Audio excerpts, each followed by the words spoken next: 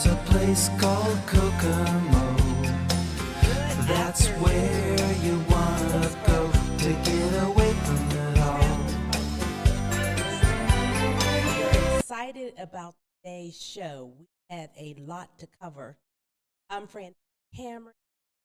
For today, my co-host Gregory and Michelle are both traveling, so wish them safe travels and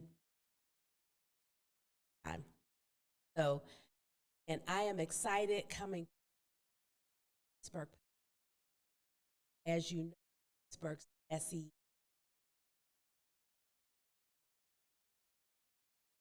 that are live. So thank you, listeners, for the ways that you are tuning in with us today. On our agenda, we have a packed agenda. We're going to talk about the requirements of real ID. I know some of you resist getting the real ID, already done it, like myself, already in getting that real ID, or extra real ID, I should say, have one domestically. So we're going to talk about that, give you information on the new requirement. Then we are going to have some special guests that are going to tell us about the trip that we have, this trip that November 7th, 14th, Royal Icon of the Sea. The guests that we're going to have, they have actually various ship. So as much as we talk to you all about how wonderful ship is, Royal Caribbean ship, we're going to have two guests that will talk to you about their experience on being on Royal Caribbean Icon of the Seas. It's always the best to have actually done it. So we're going to have them come. And then Which phone for Dorsey, Gloria? Other. Sorry about that. Then we're going to actually have two guests that are going to come well. And one is going to talk about Prague in the Czech Republic. And the other gentleman to talk about Lake Shasta Caverns, which is in California. So again, we have a packed agenda, and let's get into it. So I know a lot of us were talking, how in the world do we have national ID? You know, well, much as we didn't want it, been implemented for well over a year. As all of us know, when we go to the airport,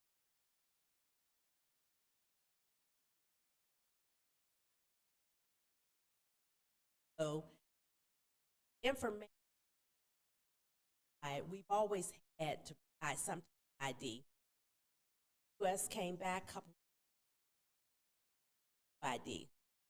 So here's, if you have a passport, I'm just going to my personal preference. When I am in the U.S., I don't want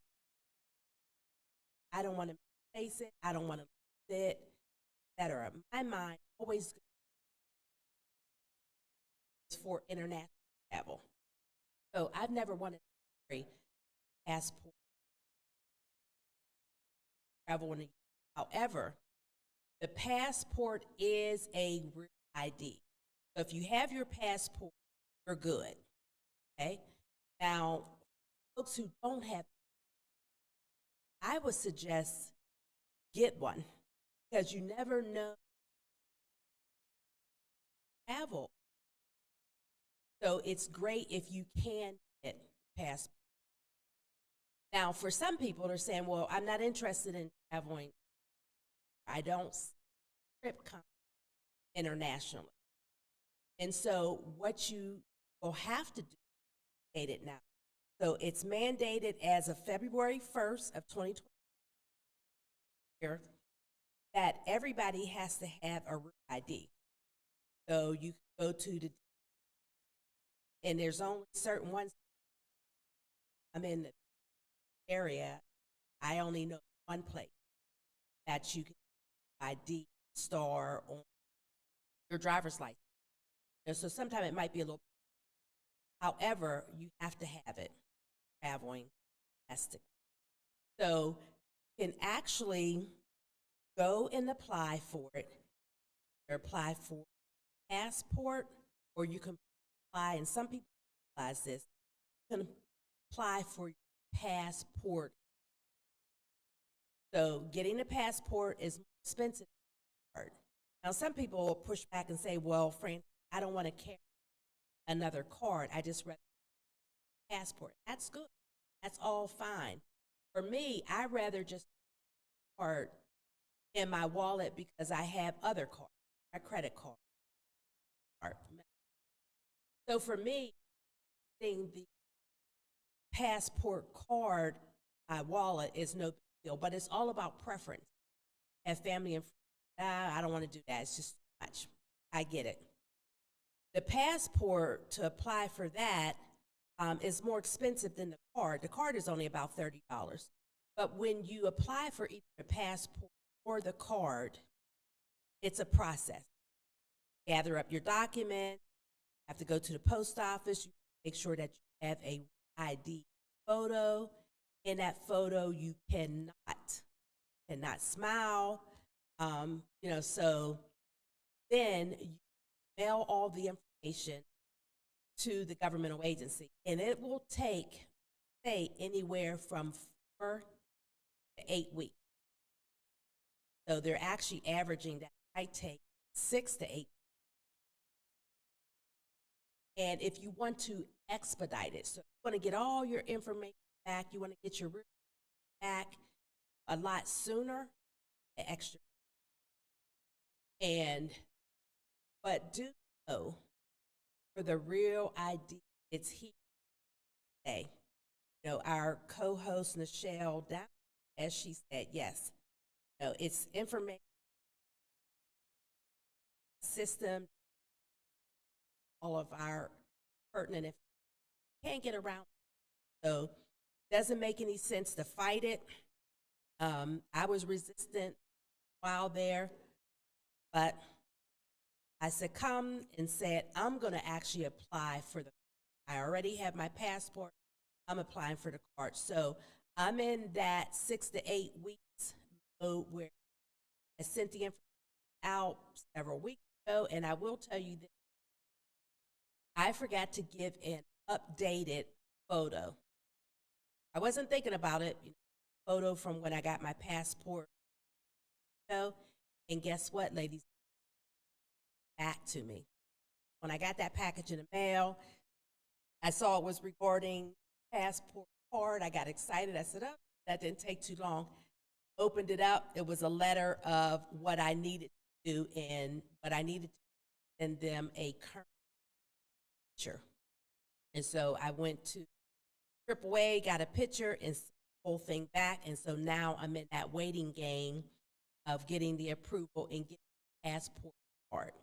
So if you have had experience with getting your passport or going through airport and getting onto your flight using your ID, give us a call at 412-895, or feel free to text us at 412-218-8. I would just like to hear what your experience has been since ID has been implemented. Okay, and again, this is something that's not going away. If you don't have your real ID, either on driver's license, passport, or your passport card, or there's something else that they call DHS ESA, so that's your trusted traveler's cards. If you don't have any of that, you will now be hit with a penalty of $45 per person every time you travel. So just say, had a trip that you were going to Florida. Okay, maybe it's a business trip. And then the trip got canceled. Prior to you going to the airport, you would have either had to pay the $5 fine or you could pay one.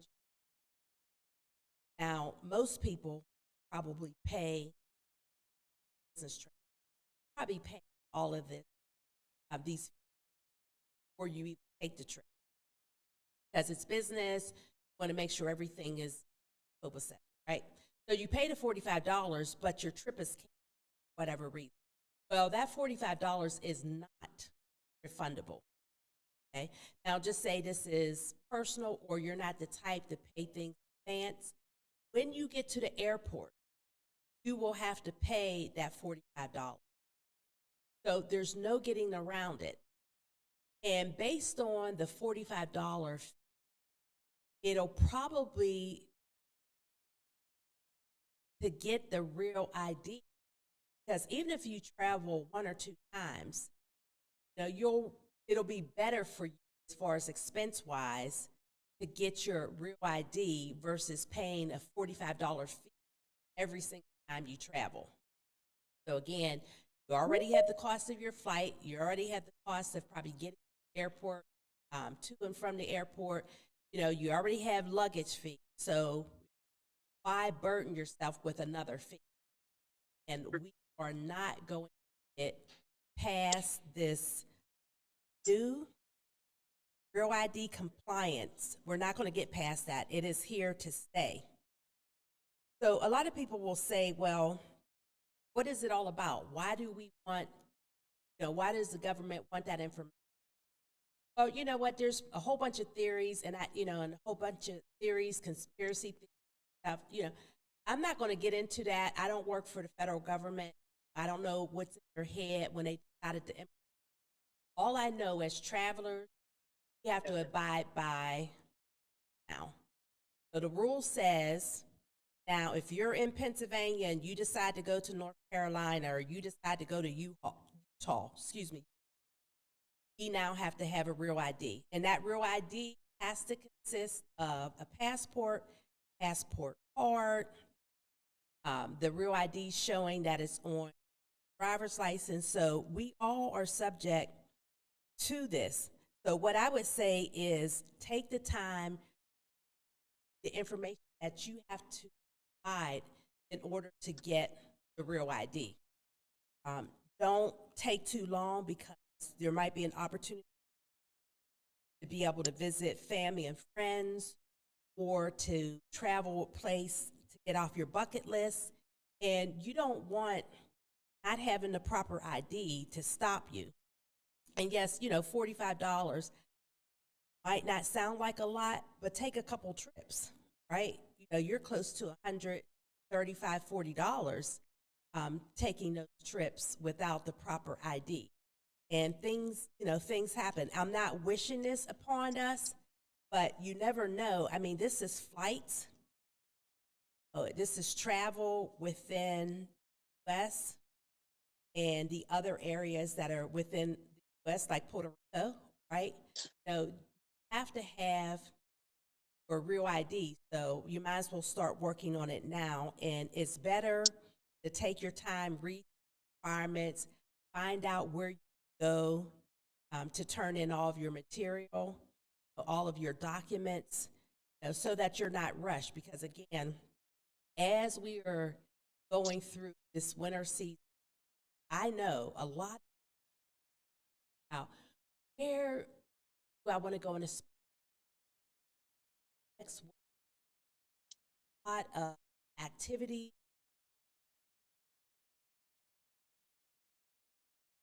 Talking about going to different music festivals, talking about water park. Have friends that are talking about skiing.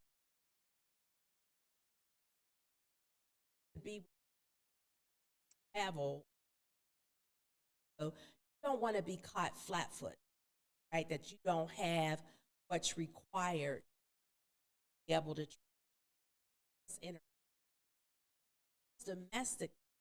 which is a mind blower because normally we have our flight information, our their e-tickets, or some folks do both. Like Nichelle always talks about, yes, having her flight information on, but just in case she phone goes out, she always has a paper copy of her variant and her flight.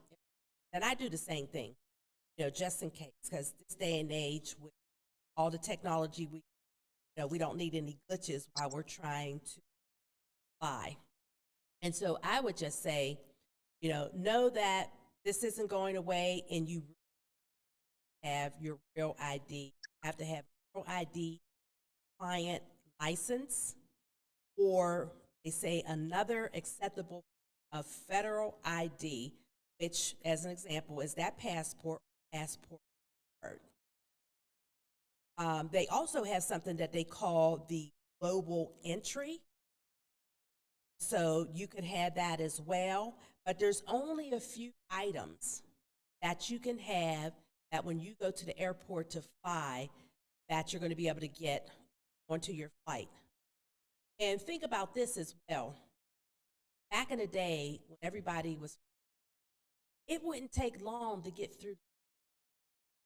Now, for domestic flights, not international, for domestic flights, they are saying at the airport 2 hours before you fly. And they've increased it for international. They say 3 hours. Back in the day, you would get there an hour before your flight and you were good. We're good. Now, not so much. Not so much. Our airports are bigger. There's more people flying. They're more complicated. It's trickier to get from one area when you come off the flight to another area to get to the connecting. When we were in LA last year in September, our daughter Kiara and we were there, and our flight got canceled. Then they put us on a totally carrier. Our flight, when it got canceled, initially it got delayed, and then finally they got us on to another flight, and it was 4 hours. We were 4-hour layover in Los Angeles, LAX. So we decided to go get something to eat. Kiara was on the phone, and she said, "Mom, our flight's leaving in an hour." Like, what? What the what? And he had to walk, honest to God, he had to walk, it felt like several miles to get from the food court where we were to the part of the airport so that tell you, didn't have a lot of bags, but we did have our carry-on. I had a purse, and so we're walking, and the only thing that I could think about, what about our sink? About a person? I mean, to go from having a 4-hour layover, 1 hour, hustling through the airport to make sure you don't fight was pretty daunting. And, unfortunately, ladies and gentlemen, that happens a lot. Get delayed, get rerouted, so you have to stay up on your technology. You have to make sure that you have registered with your carrier so that you can get those phone alerts. And so it was great that Kiara and I both were registered with the carrier. However, I just happened not to be on my cell phone getting something to eat. So Miss Kiara was basically asking, and thank God she was, because 4 hours turning 1 hour, you have to be at the gate prior to that, or they can't give up the seat. It's out on your seat. So if you've had experience with the Real ID, that you've either have a passport or you applied, give me a call. Give me a call at 412-213-8995, or send me a text at 412-213-8995.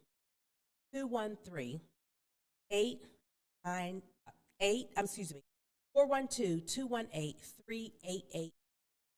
So I did receive a text, and the text says, wonder if I don't do anything. You know, wonder if I don't have a passport, I don't have the real ID, you know, because I don't want to. It's an invasion of my privacy. Well, thank you for the text, first off. Thank you for the text. Well, what I would say is you can be part of the resistance, but you're not going to get on a flight. So if you choose not to have your passport, if you choose not to have a real client license, no passport card, no global entry, no DHS, TSA, trusted traveler card, then you are not getting on a flight. So don't even waste your time going to the airport, parking, getting on the people mover, and going to the airport, because not getting on a flight unless you want to pay that $45. So you can get on a flight if you're going to pay that $45, and every time you fly, you're going to be paying $45. So it's up to you. If you have 1 or 2 trips, $45 plus another, that's $90, and it's just going to keep adding up. So if you're part of the resistance that you don't want to get the real ID, they're like, okay, well, we're going to make some money off of you, because we're going to get every time you fly $45. And then if you decide, oh, well, you know, I don't like that flight, I'm going to have to take overnight flight, you know, or doesn't have a good connection. Well, once you pay the $45, if you cancel, you're not getting your money back. So be very sure that you are going to take the flight. You're not going to get your real ID so that you can pay your $45, because you're not getting it back. And I don't know about you, but I don't want to give the government any more money than I have to. So Francine went to the post office. I told you guys I had all my paperwork, sent it in, back to me, because I didn't have my dated photo out. Because I've had my passport quite some time. Matter of fact, I had to read everything. So that picture was not up to date. They want a picture that had taken within like a 6. They don't want a picture, you know, when you're best in high school, best in college, or, you know, best at a function. They want a current picture, which you're not smiling, right? So that's a little daunting, because I'm like, you know, is this a picture or a mug shot? And I don't like mug shots. You know, I want to look kind of cute. Well, you know, but they're like, well, we don't want all that. Just have a picture with no smiles, because they said when you smile, it alters your face. It alters the way you actually look. That's why they don't want smiles. So I did that. I sent it back in, and as I told you guys a little while ago, I'm waiting to get my passport, because for me, it was cheaper. I can just put it in my wallet, and I just leave it there until I need it. You know, I have other cards. I have a library card. I put it in my wallet and I leave it. You know, I keep it moving. So looking for a cost-effective way to help increase your company's bottom line? The passport card, the passport, the new Real ID updates, the $45. No, I don't like it either, but there's nothing that we can do. I think they are still handing out the pink slips saying you don't have a real ID and looking at you crazy while you're in the airport. And so, again, if you've experienced ID, positive, negative, indifferent, you know, feel free to reach out to me. Give me a call, 412-213-8995, or just text me.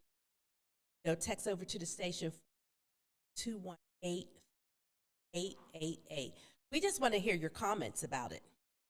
because again, it's not going away, ladies and gentlemen, are subject to this. And who knows, they might come out with something else. I'm hoping that the G that we have in Department of Transportation don't have this go across all modes of transportation. I'm not going to give ideas. I just hope it just sticks with airline and doesn't to other ways that we actually travel.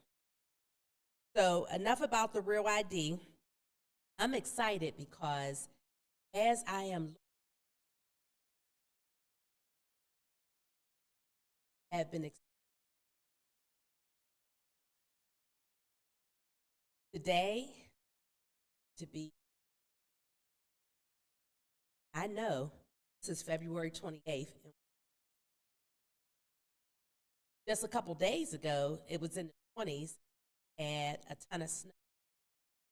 This winter season, gotten record snowfalls, so much so that we had to shut schools down, and even ourselves for the that my Kevin and I own, we actually had to have delays.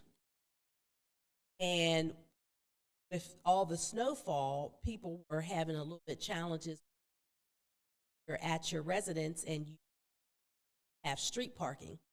So you had the fights around parking, clearing their parking space, and somebody else parking in that space that was not cleared by them. So we've had a lot of challenges, but I'm sure we're not different than anybody else. But I think we just received a check, a text, and it says, I won't be surprised if they come out with more bioscans. That's a good point.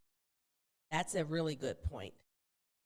So again, this is the federal government.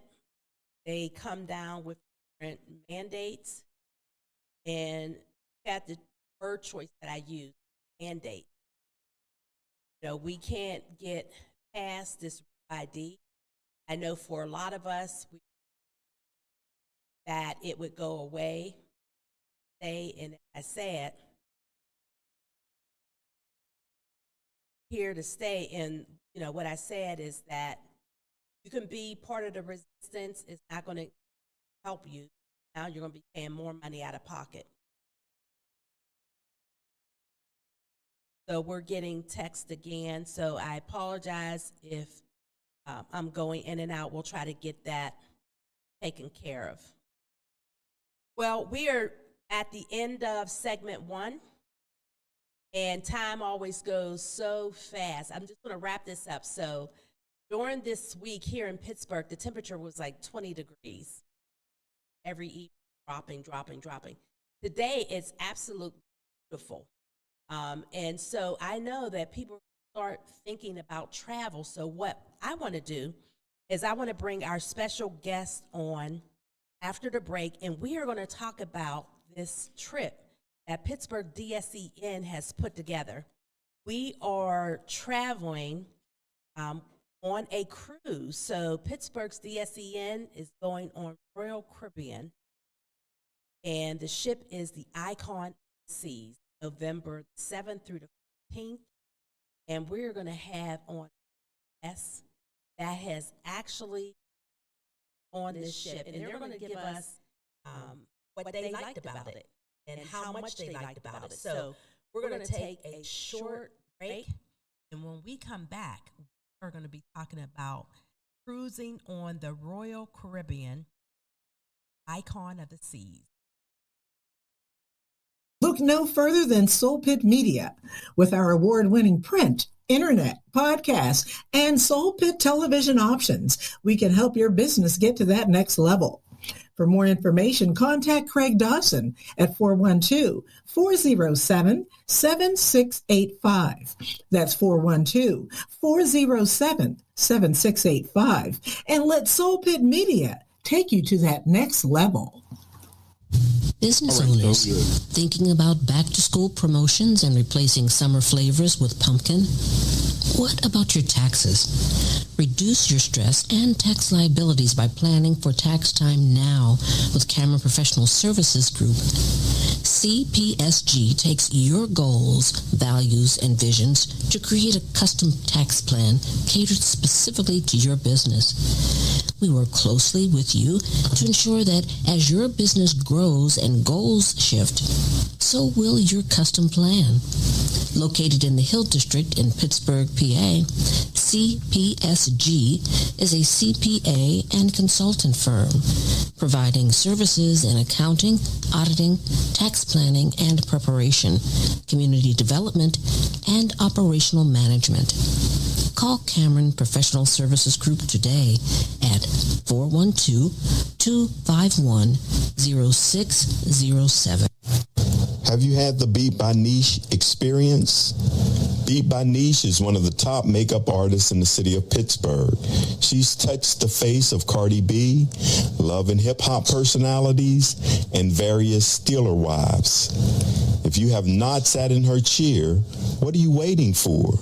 Visit beatbyniche.com to schedule your special makeover for all occasions: weddings, graduations, proms, photo ops, and more. Visit beatbyniche.com and experience the touch of excellence.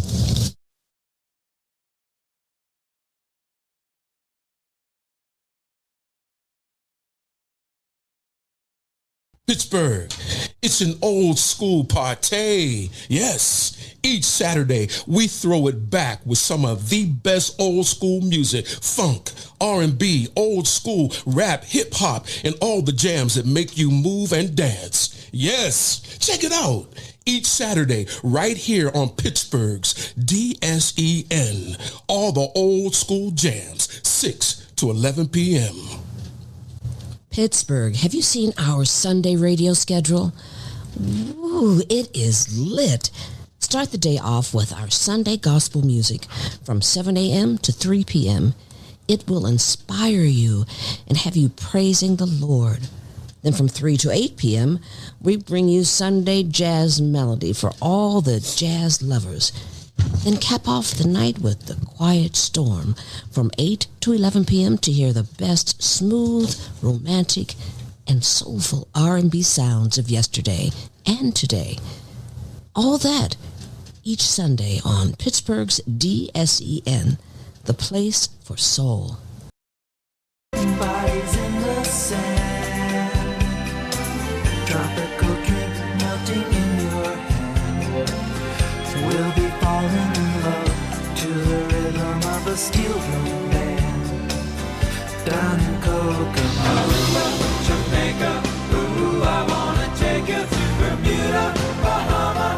Come on, pretty mama, Key Largo, Montego, baby, why don't we go down to Coco? I am Francine Cameron, your host of today's show, and I'm excited. I have Gloria on the line with us. Actually, you know, how you doing, Gloria? Hello. Excellent, excellent. I need you to talk just a little bit louder. Okay. Oh, perfect, perfect. So I'm excited that you are on today's show, and if you can just move up a little bit, that would be good. Two of you. Excellent, excellent. I'm getting from our control group that your visual is now excellent. So we wanted to have you on. Husband in the background. All right, Mr. Michael. How you doing there, sir? Good, good. That's perfect. So when we were talking last week or so, you said that two of you with a group, I think about 75, went on the Royal Caribbean Icon of the Sea. Is that correct? That's correct. Okay. Yes. When did you guys go? We went back in October, and it was just fabulous. It was a fabulous cruise, that by far, because we do like the cruise. that was by far the best cruise I think that we've been on. It was wonderful. It's a very large ship. It holds over 7,000 passengers, and it was wonderful. We loved it. So I think this year you shared that you'll be going on about 4 cruises this year alone. So with Icon of the Sea, why was it the best cruise that you've ever been on? Oh my goodness. It was best by far because it's like an overload. When I tell you overload of activities, it's things that you could do on that cruise. It's activities for every age. And it's like all day. It's wonderful. One of the activities that I really liked was they have a midnight balloon drop where they have like thousands of balloons and they drop them down on you. It's like a big party, but you don't want to be on the bottom level. You want to go up on the, a higher level, because when they start dropping those balloons and then they pop, and it's chaos, but it's fun. It's fun chaos, but it's really but I was up on the upper level, and actually my husband didn't go to the balloon drop, but that's okay but it was nice. I loved it. But like I said, it's an overload of activities. So. And that's a good point that you said, because when people go on cruise, there's so much that you want to do, but depending on who you're with, they might not want to do the same thing. So you did the balloon drop, but Michael didn't. So that tells the listener that there's going to be things that you want to do. There's going to be other things that the folks that you're with want to do.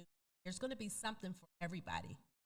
Right. So when you guys decided to go in October, did you look at other cruise lines or other ships?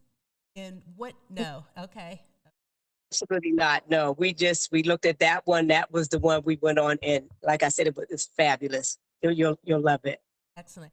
Now, what about people will say, well, how do you make sure you don't get sick? You don't have that motion sickness or anything like that. Were you two subject to that at all? Did you even think about it? No, we were not subject to that. But in case you do get sick, here's a little trick that I just actually learned this. Green apples. You could bite on green apples. You can eat green apples, and it will take away, from what I hear, it will take away the seasickness. And they have plenty of green apples on the ship. So all you have to do is just, you could ask for a green apple, or you can go up and get a green apple. So. Oh, so you're telling me about something that's healthy. I love green apples. Okay. So I'll make sure that I have some with me. So we cruised some time ago, and the first time I went on, I thought I would get sick. So I took I think it's Dramamine, and I was so bouncing off the walls. I said I would never do that again, because I took it in anticipation of having that motion sickness, which I never did get. So then the next time I cruised, I didn't take anything, and I was fine. So I think just a little bit of the anxiety of it being the first cruise, read stuff, you hear stuff, and so I went a little bit overboard. So when you went on a cruise, did you guys do a 7-day or did you do an 8-day? How long was your cruise? It was a 7-day, and even 7 days was still not enough for that cruise ship.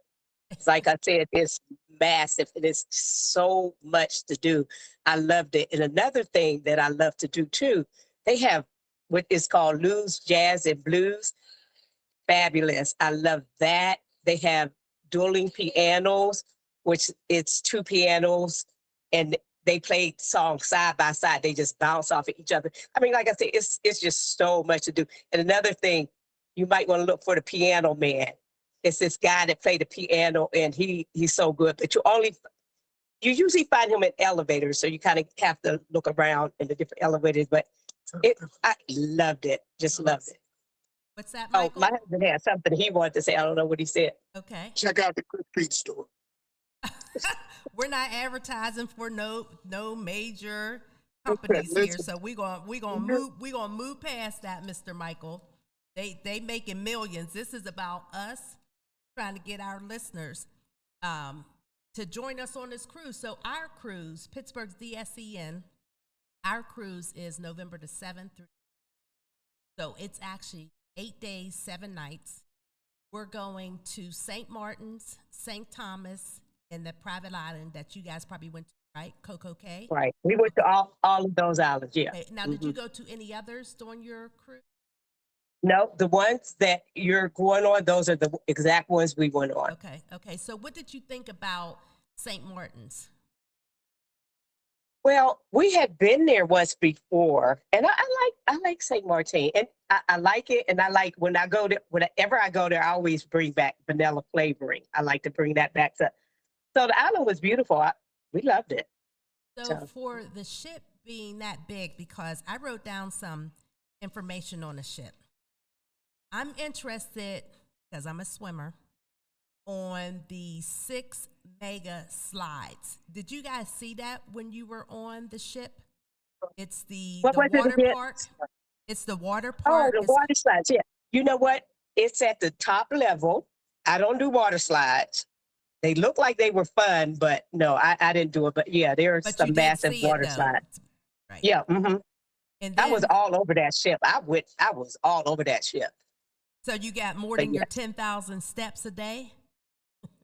Oh, yeah, probably more than that, and some. Like my husband said, and some. Yeah, because when people even went back to their cabin, I went everywhere. I went in the kids club. I just went everywhere because I wanted to see and I have been looking at it for like a year on YouTube. I've been checking it out, but I wanted to see for myself. So I was walking literally all over that ship. So yes. Now, what about people who have mobility issues? That is what I did want to say something about that also. And you can ask my husband more about that because he rented a scooter as well as his sisters.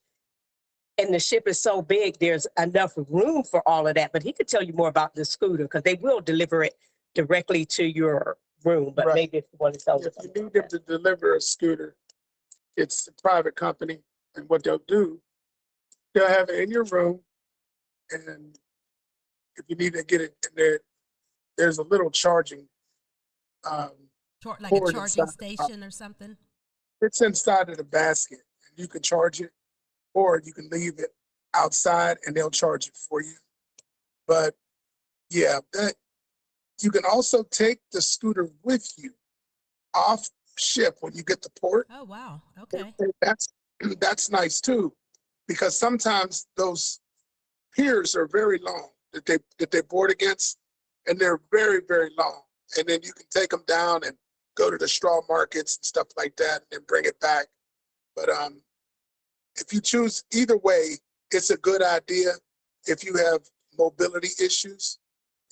If you feel good enough to walk, then walk. But if not, it's just good to have. And it didn't cost that much. It was like $350 for the whole time I was there. And the charge lasts for a couple days. Wow. So that was, you don't even have to charge it up. It was nice. See, I think that's a really good point, and I'm glad we're talking about that because there might be some folks, some of our listeners that do have some mobility issues, or they're not sure if they can do all of that walking. So to know that you can rent a scooter, it doesn't stop you from doing any activity. That's really excellent. And I did not know, and Michael, thank you for bringing that up, that you can take the scooter off the ship. So yes. That's excellent. That's excellent. And another thing I want to say about that scooter, they will have the scooter there by your door before your luggage is there. So you have your scooter. So yes. That's excellent. And the good thing about it also is they're very like people would say, like a computer's user friendly, but it's a scooter friendly environment. Like when you go to dinner and you can get off your scooter and they'll jump in it like valet. And they'll okay. Yeah. All right. It's really nice. But it's good just to have it, and if you need it, then need it and don't have it. Absolutely. Because once you take off, and let's say the walking along with the eating, it can get laborious. So if you're having a bad day, hey, it's always nice to know that you have it. Absolutely, absolutely. So, listeners, if you guys want to talk with Michael and Gloria, they have been on this ship just in October, so it hasn't even been a year. October 2025. Give us a call at 412-213-8995 or send us a text 412-218-3888.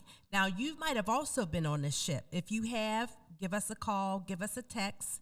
But I'm going to go to one of the things that I'm always interested in. As far as the entertainment on the ship, did you guys go into any concerts? You know, what was the entertainment like? Well, okay. So the entertainment, oh my goodness, it was so much. I'm trying to think.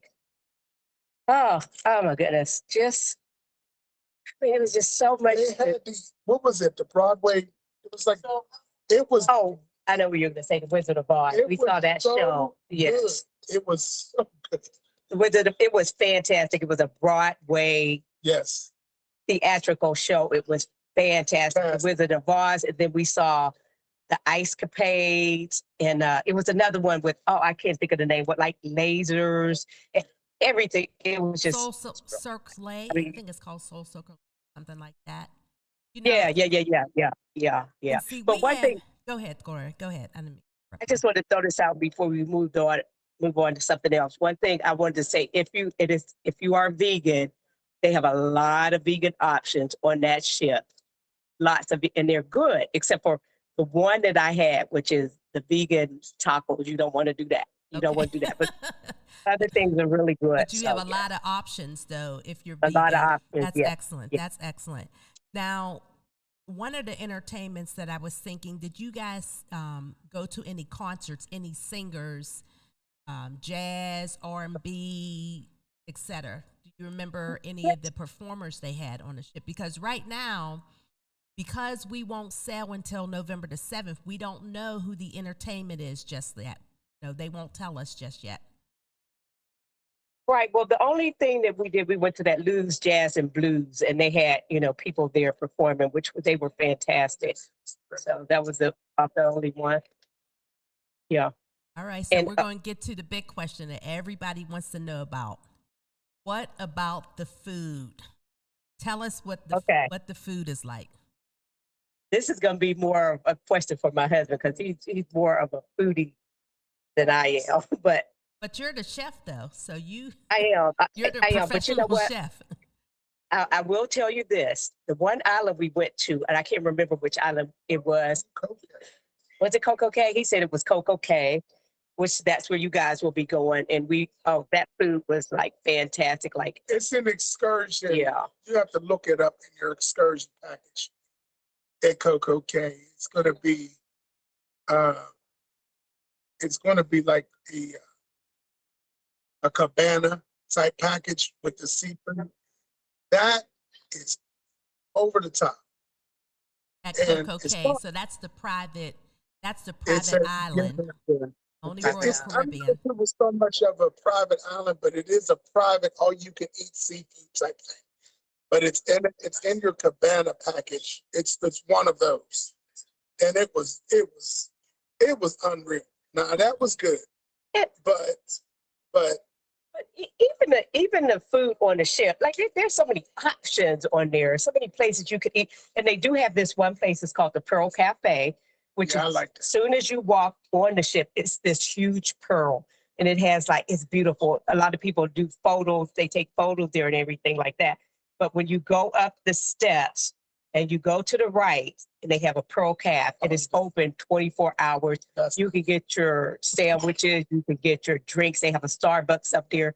If you have a Starbucks card, you can get it free.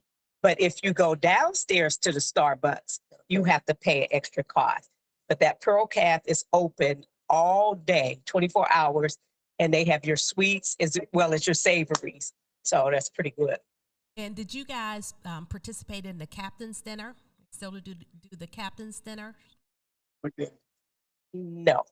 Okay. We did. But we dined. You'll get your dining. Sometimes some ships have freestyle dining, This one didn't.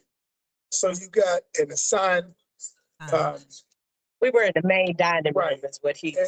and it was good for the most part. Now, It's pretty what good. time did you guys dine? Because some people like to dine early, some people like to dine late. Yeah, ours was between Yeah. 5 and 6. We had a 5 o'clock. The 5 o'clock. Yeah, it Excellent. was a 5. Excellent. And so, did you do a lot of activities once you left the ship? So did you leave the ship every time it docked? Well, I will tell you, we've been to most of those islands, so we didn't really do anything on the islands before. So we did most of the stuff on the ship, on the cruise ship, since we had never been on that one before, but it was by far the best. So we did all our activities on the ship. And that's a good point too, because the ship has so much to do that people don't have to be compelled to leave the ship if they don't want to. You know, what we're telling our listeners are, this is your vacation to do it your way.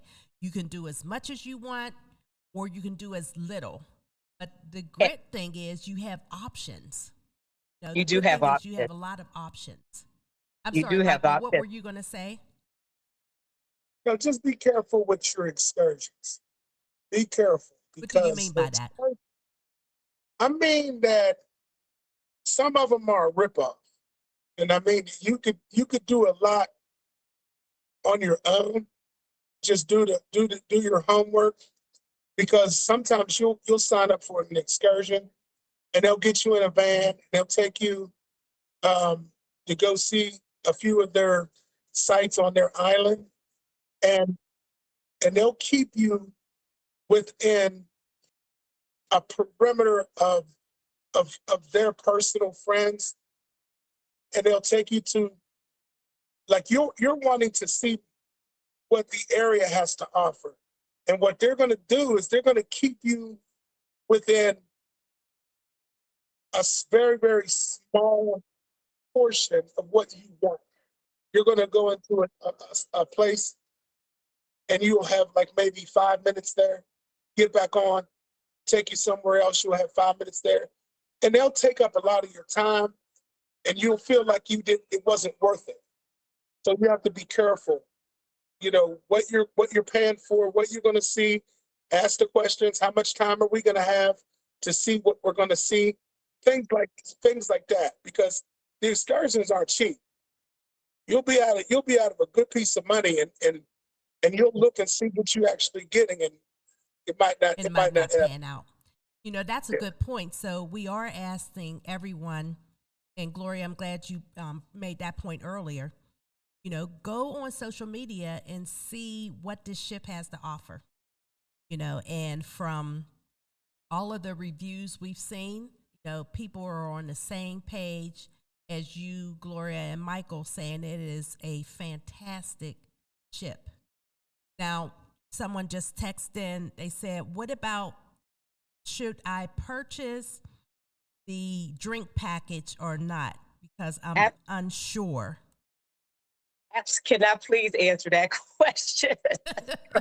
Absolutely not. Not, and Gloria? I tell you why. Not. I tell you why. It's a waste of money.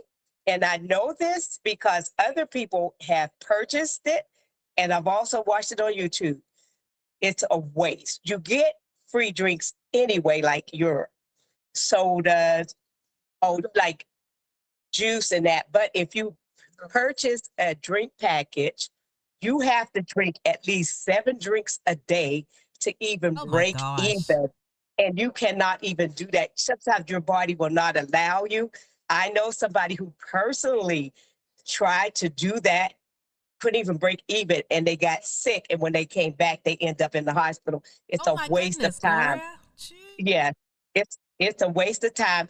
If you want to buy a drink, just buy a drink. Buying a drink package is a waste of time. Drinks are going to be like $10.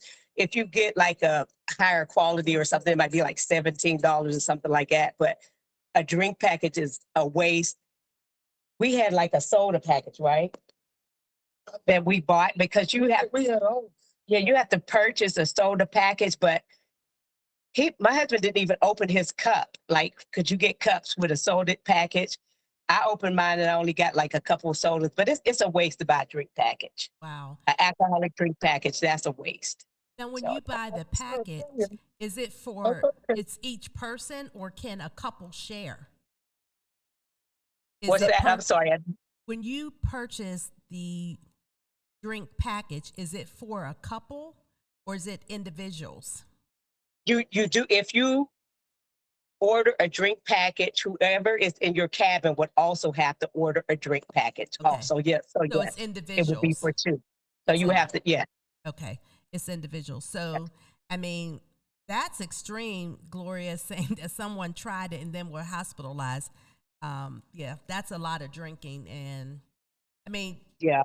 we're just giving you the information, you know, ladies and gentlemen. You do what you want, but that's why it was important to have Gloria and Michael, because they've experienced it, you know. So, again, being able to do your research on this ship, Icon of the Seas.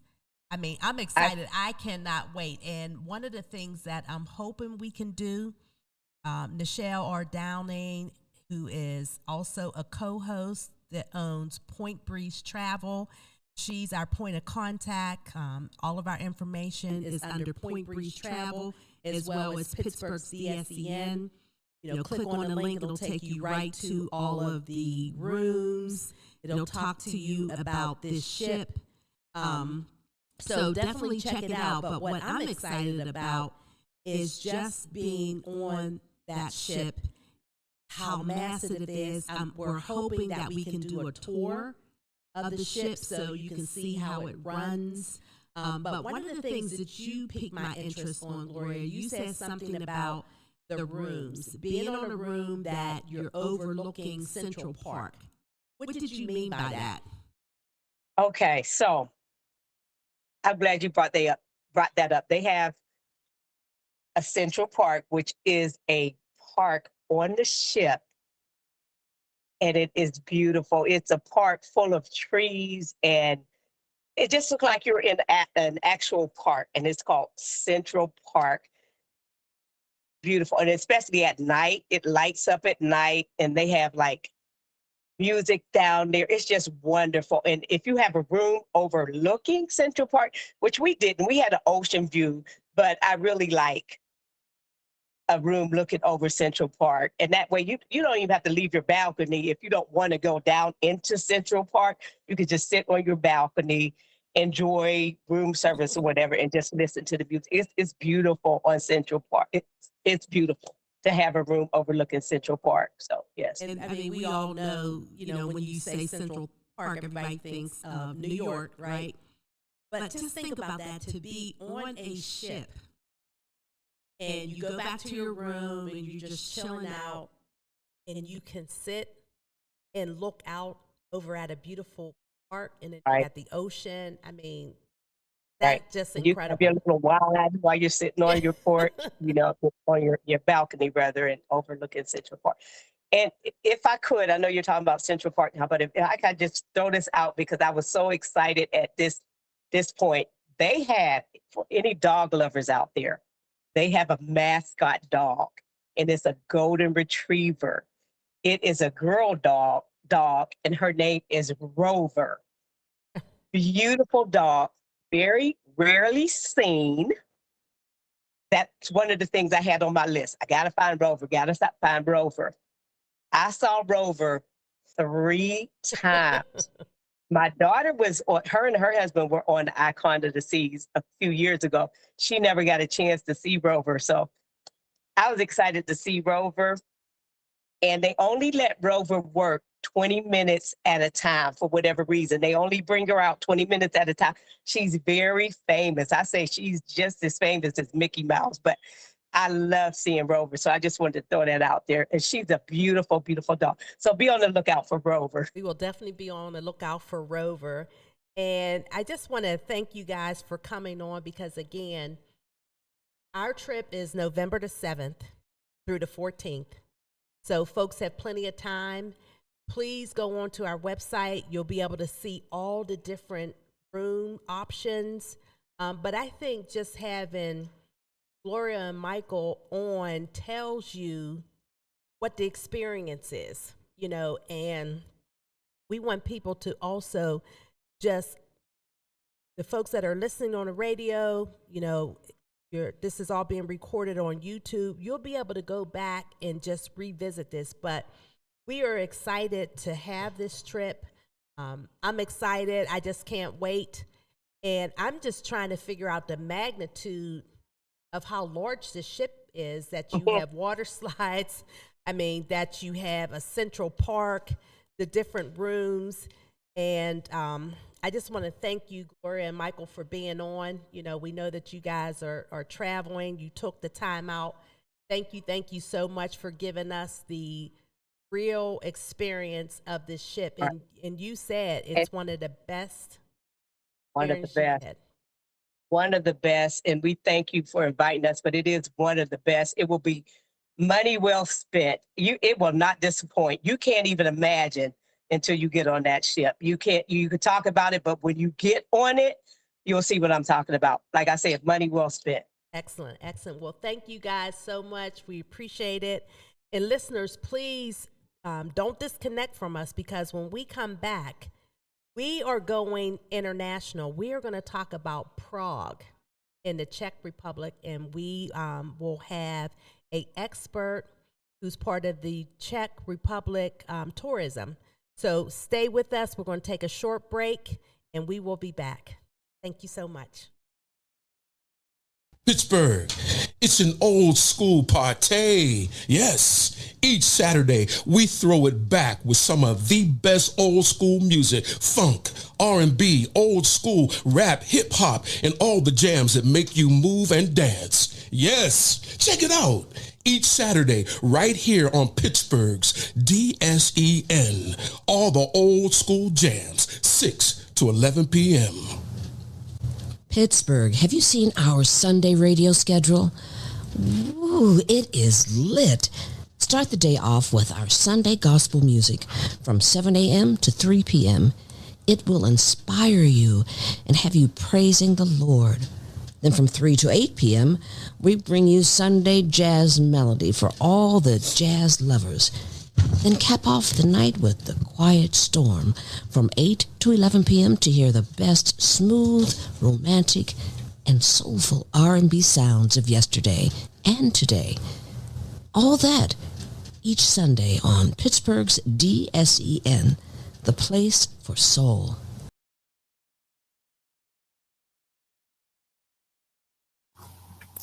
Looking for a cost-effective way to help increase your company's bottom line? Look no further than Soul Pit Media. With our award-winning print, internet, podcast, and Soul Pit television options, we can help your business get to that next level. For more information, contact Craig Dawson at 412-407-7685. That's 412-407-7685. And let Soul Pit Media take you to that next level. Business owners thinking about back-to-school promotions and replacing summer flavors with pumpkin? What about your taxes? Reduce your stress and tax liabilities by planning for tax time now with Cameron Professional Services Group. CPSG takes your goals, values, and visions to create a custom tax plan catered specifically to your business. We work closely with you to ensure that as your business grows and goals shift, so will your custom plan. Located in the Hill District in Pittsburgh, PA, CPSG is a CPA and consultant firm, providing services in accounting, auditing, tax planning and preparation, community development, and operational management. Call Cameron Professional Services Group today at 412-251-0607. Have you had the Beat by Niche experience? Beat by Niche is one of the top makeup artists in the city of Pittsburgh. She's touched the face of Cardi B, Love and Hip Hop personalities, and various Steeler wives. If you have not sat in her chair, what are you waiting for? Visit beatbyniche.com to schedule your special makeover for all occasions, weddings, graduations, proms, photo ops, and more. Visit beatbyniche.com and experience the touch of excellence.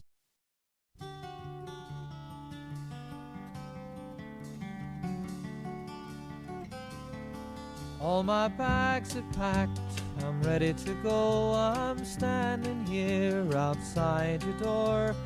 I hate to wake you up to say goodbye, but the dawn is breaking, it's early morn. The taxi's waiting, he's blown his horn.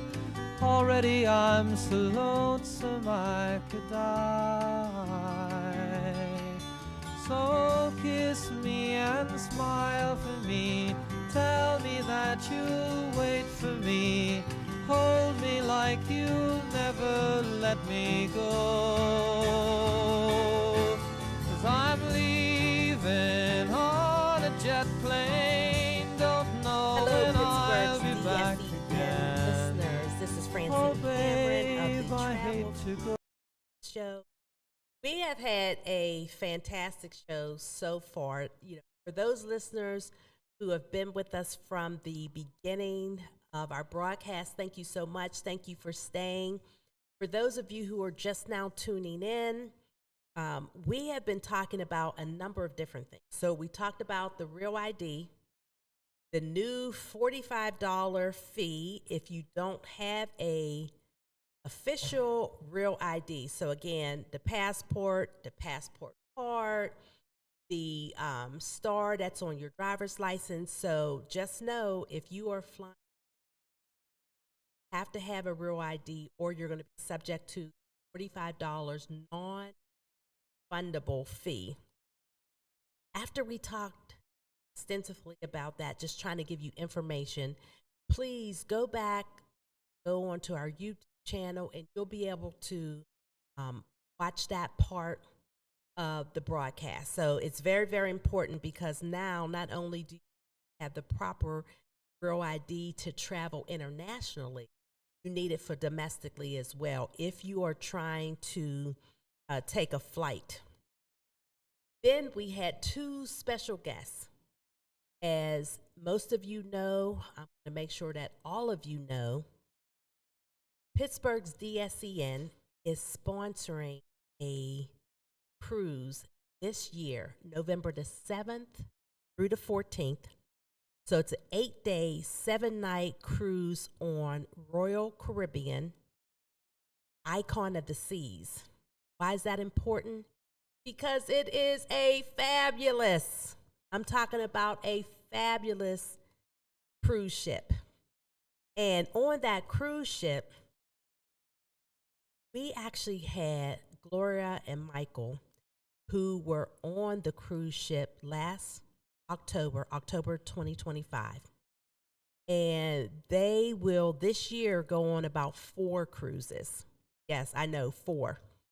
And Gloria said it was the best cruise she's ever been on. Now, the one thing I should have asked them is how many cruises have they gone on, but I do know this year alone they will be on 4. I do want to mention that normally when we are here every last Saturday of the month, I usually have 2 co-hosts, Rita Gregory and Michelle Downing. And both ladies are traveling today. So again, we wish them safe travels, but normally it is the 3 of us, and we appreciate Rita and Michelle and the sisterhood that we actually. And so again, I want to thank Rita and Michelle for being here always with us. And like I said, they're both traveling today. Now with the cruise, if you're interested in getting additional information, we're hoping that you're interested, especially after hearing Michael and Gloria's testimony to the wonderfulness of the cruise ship. It's the Icons of the Seas. It has a water slide that actually has 6 water slides. Gloria attested to it's at the top of the ship. It has a part of the ship that makes you feel like you're in Central Park. You can have your cabin overlooking that. It's lit up at night. It has beautiful trees. Gloria also talked about the famous icon of the seas and Royal Caribbean mascot. The mascot is a female golden retriever, and it's called Rover, and it's only allowed to work 20 minutes a day. So while she was on the Icons of the Seas, she got a chance to see Rover like 3 times. But a lot of people actually miss Rover, but she said Rover is well known. Almost she equated it to Mickey Mouse. So I'm excited to be able to see Rover. They talked about all of the entertainment that they were able to participate in, world-class entertainment. They love going to the islands, although they did say, because they've been on so many cruises, they've gone to the islands and they like the islands as well. Gloria says she was all over the ship. She got a chance to explore the kids area, just the adults area, the common area. She was all over the ship. Now, one of the things that Michael said is he actually rented a scooter. And he said he was able to have the scooter all throughout the ship, utilize it all throughout the ship. He was also able to, if you want, to be able to take the scooter off of the ship for folks who need to do that.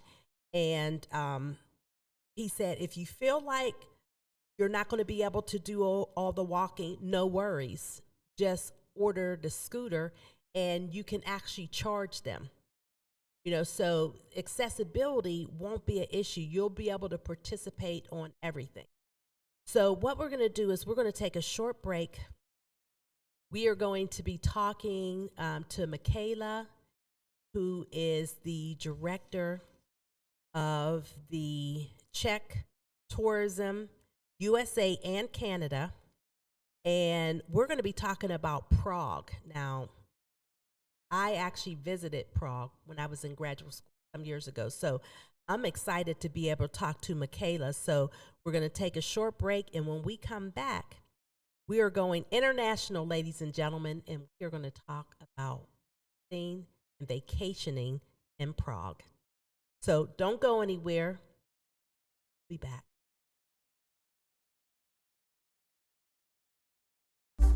Thanks for listening to Pittsburgh's DSEN. I'm Kevin Cameron of Soul Take, the sports talk show that airs each Tuesday from 6 to 8 p.m. As we continue to celebrate Black History Month, we present a number of Black sports athletes. This segment's athlete is Wilma Rudolph. It wasn't an easy road for Wilma Rudolph, having to overcome polio and scarlet fever, which left her with a twisted left leg. As a child, Rudolph was told she would never walk again, but she never stopped working at getting stronger and faster. Remarkably, at the age of 16, the Tennessee native won bronze on the 4x100 relay team while still in high school. 4 years later, at the 1960 Games in Rome, Rudolph had her true breakthrough, setting a world record and winning gold in the 100-meter sprint, 200 meters, and the 4x100 meter relay. Her performance earned her the title, the fastest woman in the world. Rudolph returned home a hero. She insisted her homecoming parade and banquet be open to all residents, the first racially integrated events in Clarksville, Tennessee. Rudolph never competed in the Olympics again. She retired, later became a teacher and a commentator. Rudolph died in 1994, a civil rights and women's rights pioneer. And that was Wilma Rudolph, our Black History Month athlete.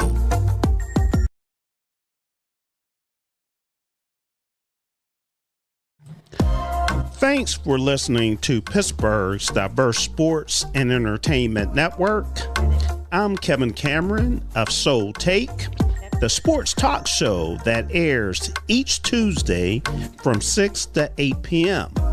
As we celebrate Black History Month, we present a number of Black sports athletes. This segment, we actually present two incredible athletes, the Williams sisters. The feats of Venus and Serena Williams are legendary. Brilliance that has transcended their sport and made them icons. There we are. It's Serena Williams again, 14 years after that first victory here. Grand Slam number 22. The sisters from Compton, California first captivated audiences in the mid-90s with their signature beaded cornrows, infectious smiles, and unsurpassed talent. But beyond dominating tennis for most of this century, they've also become symbols of much more than the game itself. Young girls and boys of color saw themselves in them. Unapologetically Black, unapologetically proud, and unapologetically great. The Williams sisters have used their platform to elevate Black voices and to help pursue solutions to problems faced in the Black community. They founded the Yetundi Price Resource Center in their hometown of Compton, named after their sister who was murdered in 2003. The center is a leader in mental health programming in Black and Brown communities, assisting students struggling with heightened mental health issues and providing aid to trauma victims. From championships to culture, entrepreneurship to service, the Williams sisters have carved out a towering legacy that surpasses the boundaries of tennis. That was the Williams sisters, Venus and Serena Williams.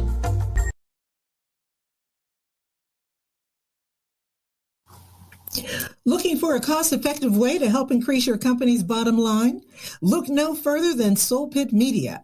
With our award-winning print, internet, podcast, and Soul Pit television options, we can help your business get to that next level.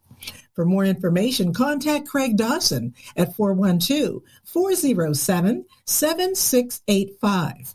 That's 412-407-7685. And let Soul Pit Media take you to that next level. Business owners thinking about back-to-school promotions and replacing summer flavors with pumpkin? What about your taxes? Reduce your stress and tax liabilities by planning for tax time now with Cameron Professional Services Group.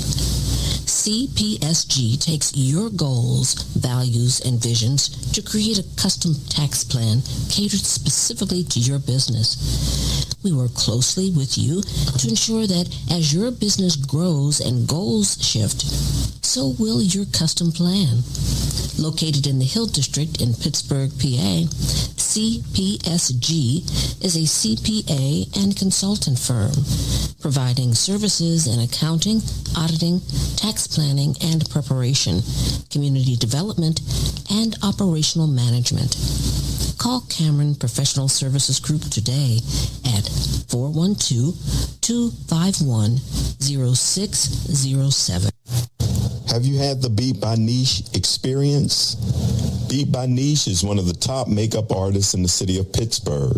She's touched the face of Cardi B, love and hip-hop personalities, and various Steeler wives.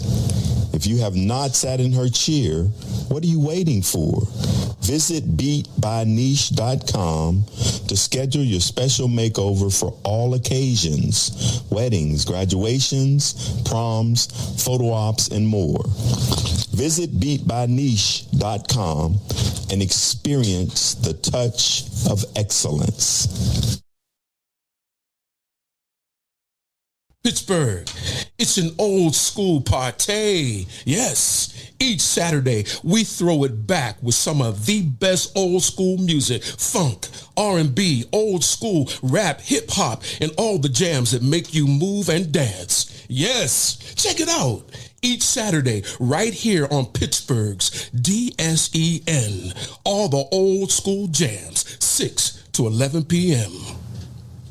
Pittsburgh, have you seen our Sunday radio schedule? Ooh, it is lit. Start the day off with our Sunday gospel music from 7 a.m. to 3 p.m. It will inspire you and have you praising the Lord. Then from 3 to 8 p.m., we bring you Sunday jazz melody for all the jazz lovers.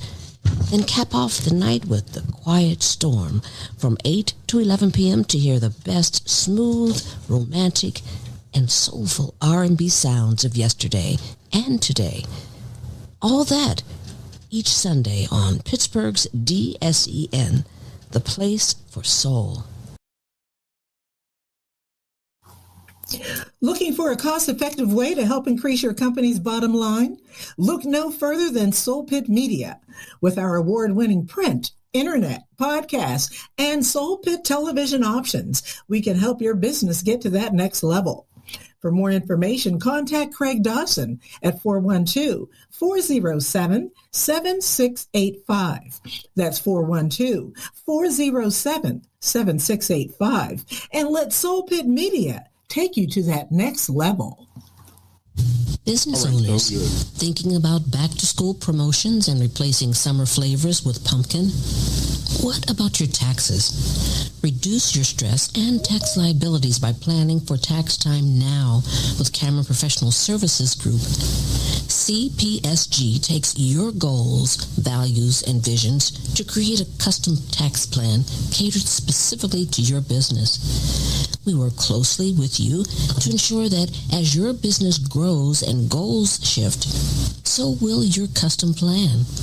Located in the Hill District in Pittsburgh, PA, CPSG is a CPA and consultant firm, providing services in accounting, auditing, tax planning and preparation, community development, and operational management. Call Cameron Professional Services Group today at 412-251-0607.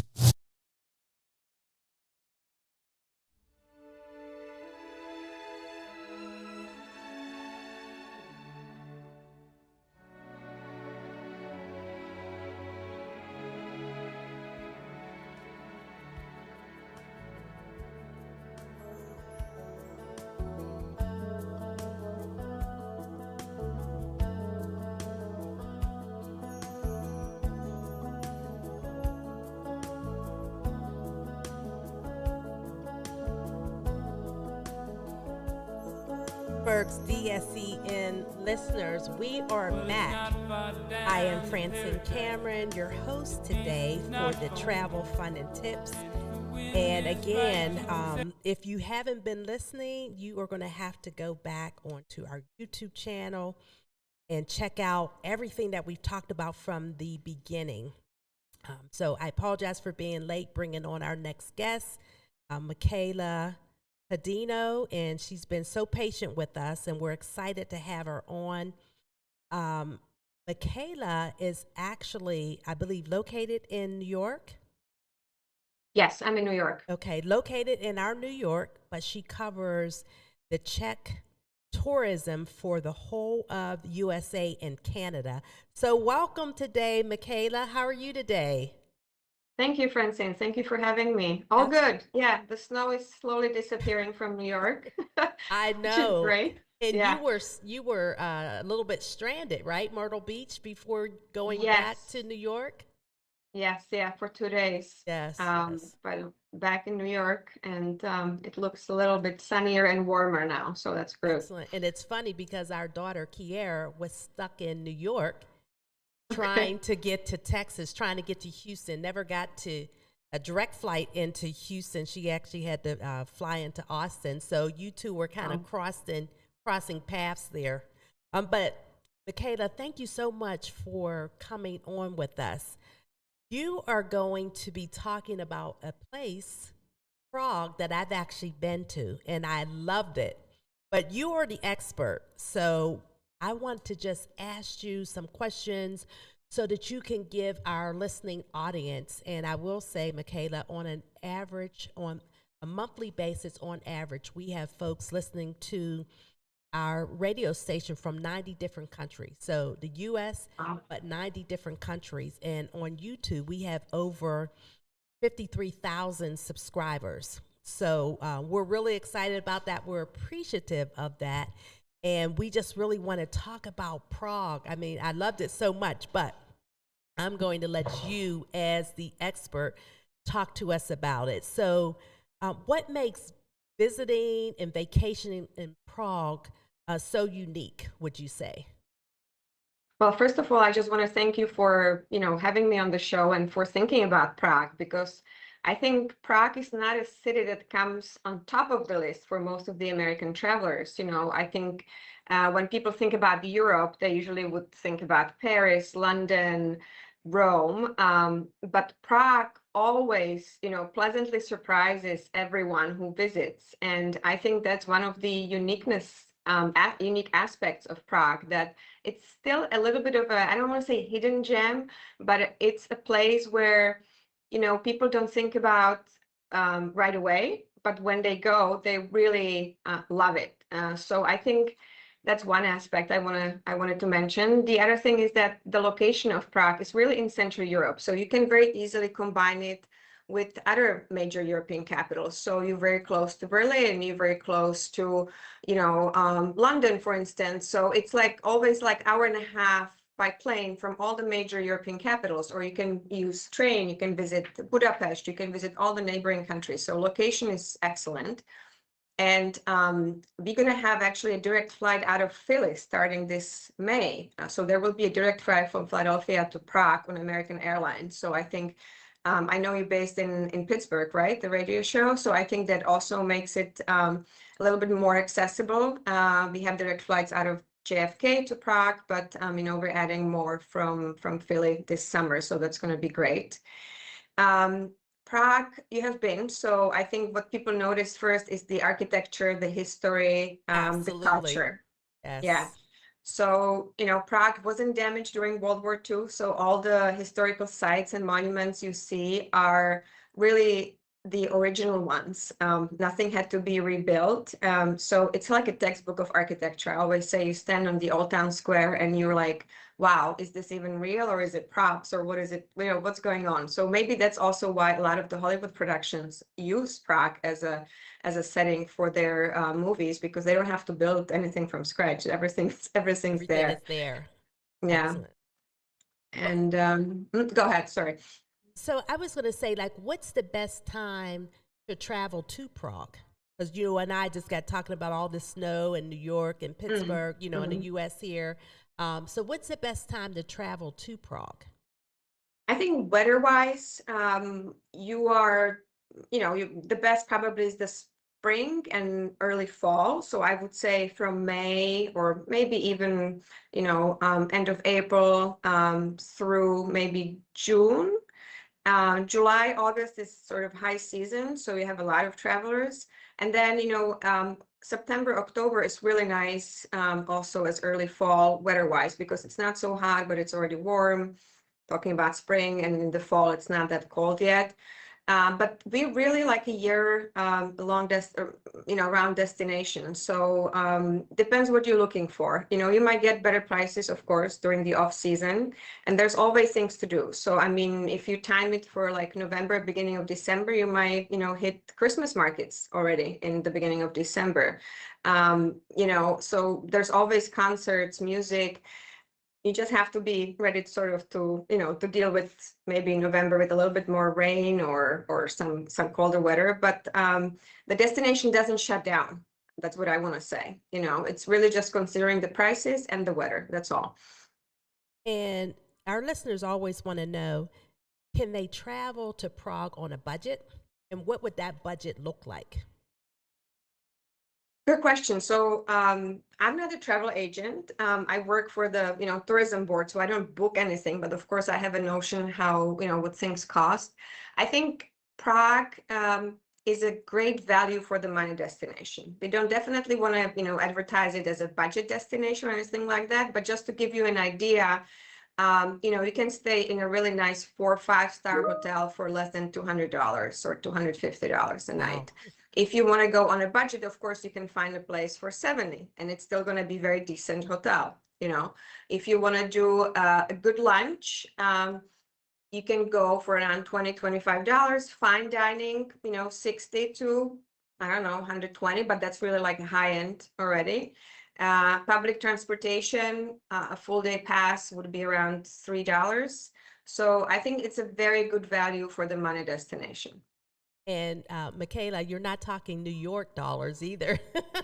Right. You know what you say, $3 for transportation, Yeah. $60 high, up to $125. I mean, in New York, as we all know, that's not high end, right? So listeners, if you would like to talk to Michaela, please call us at 412-213-8995, or if you want to text, the text lines are open as well. So 412-218-3888.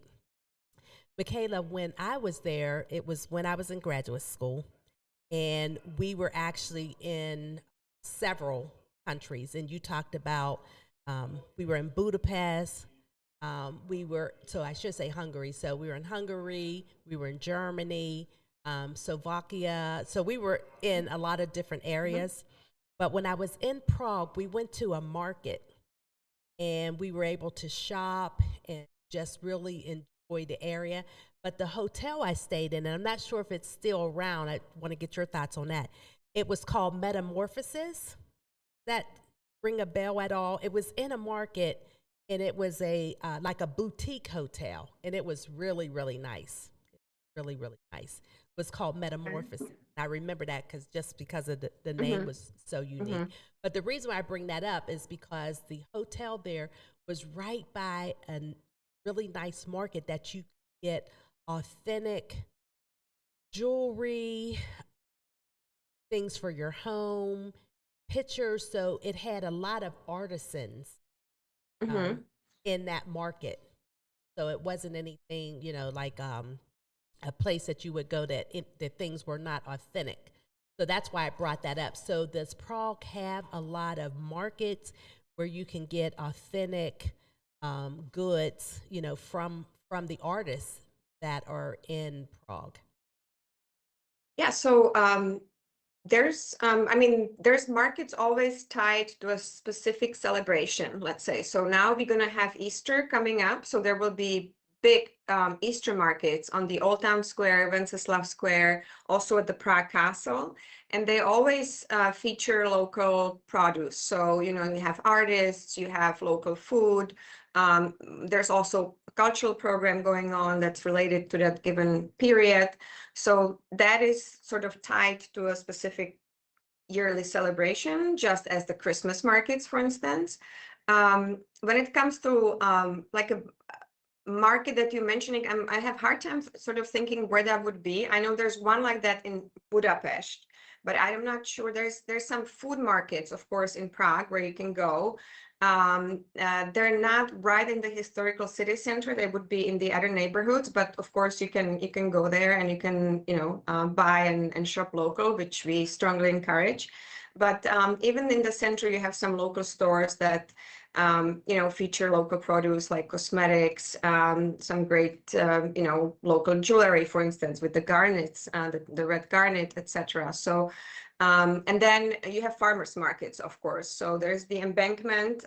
There's a river that goes through the city center called Vltava.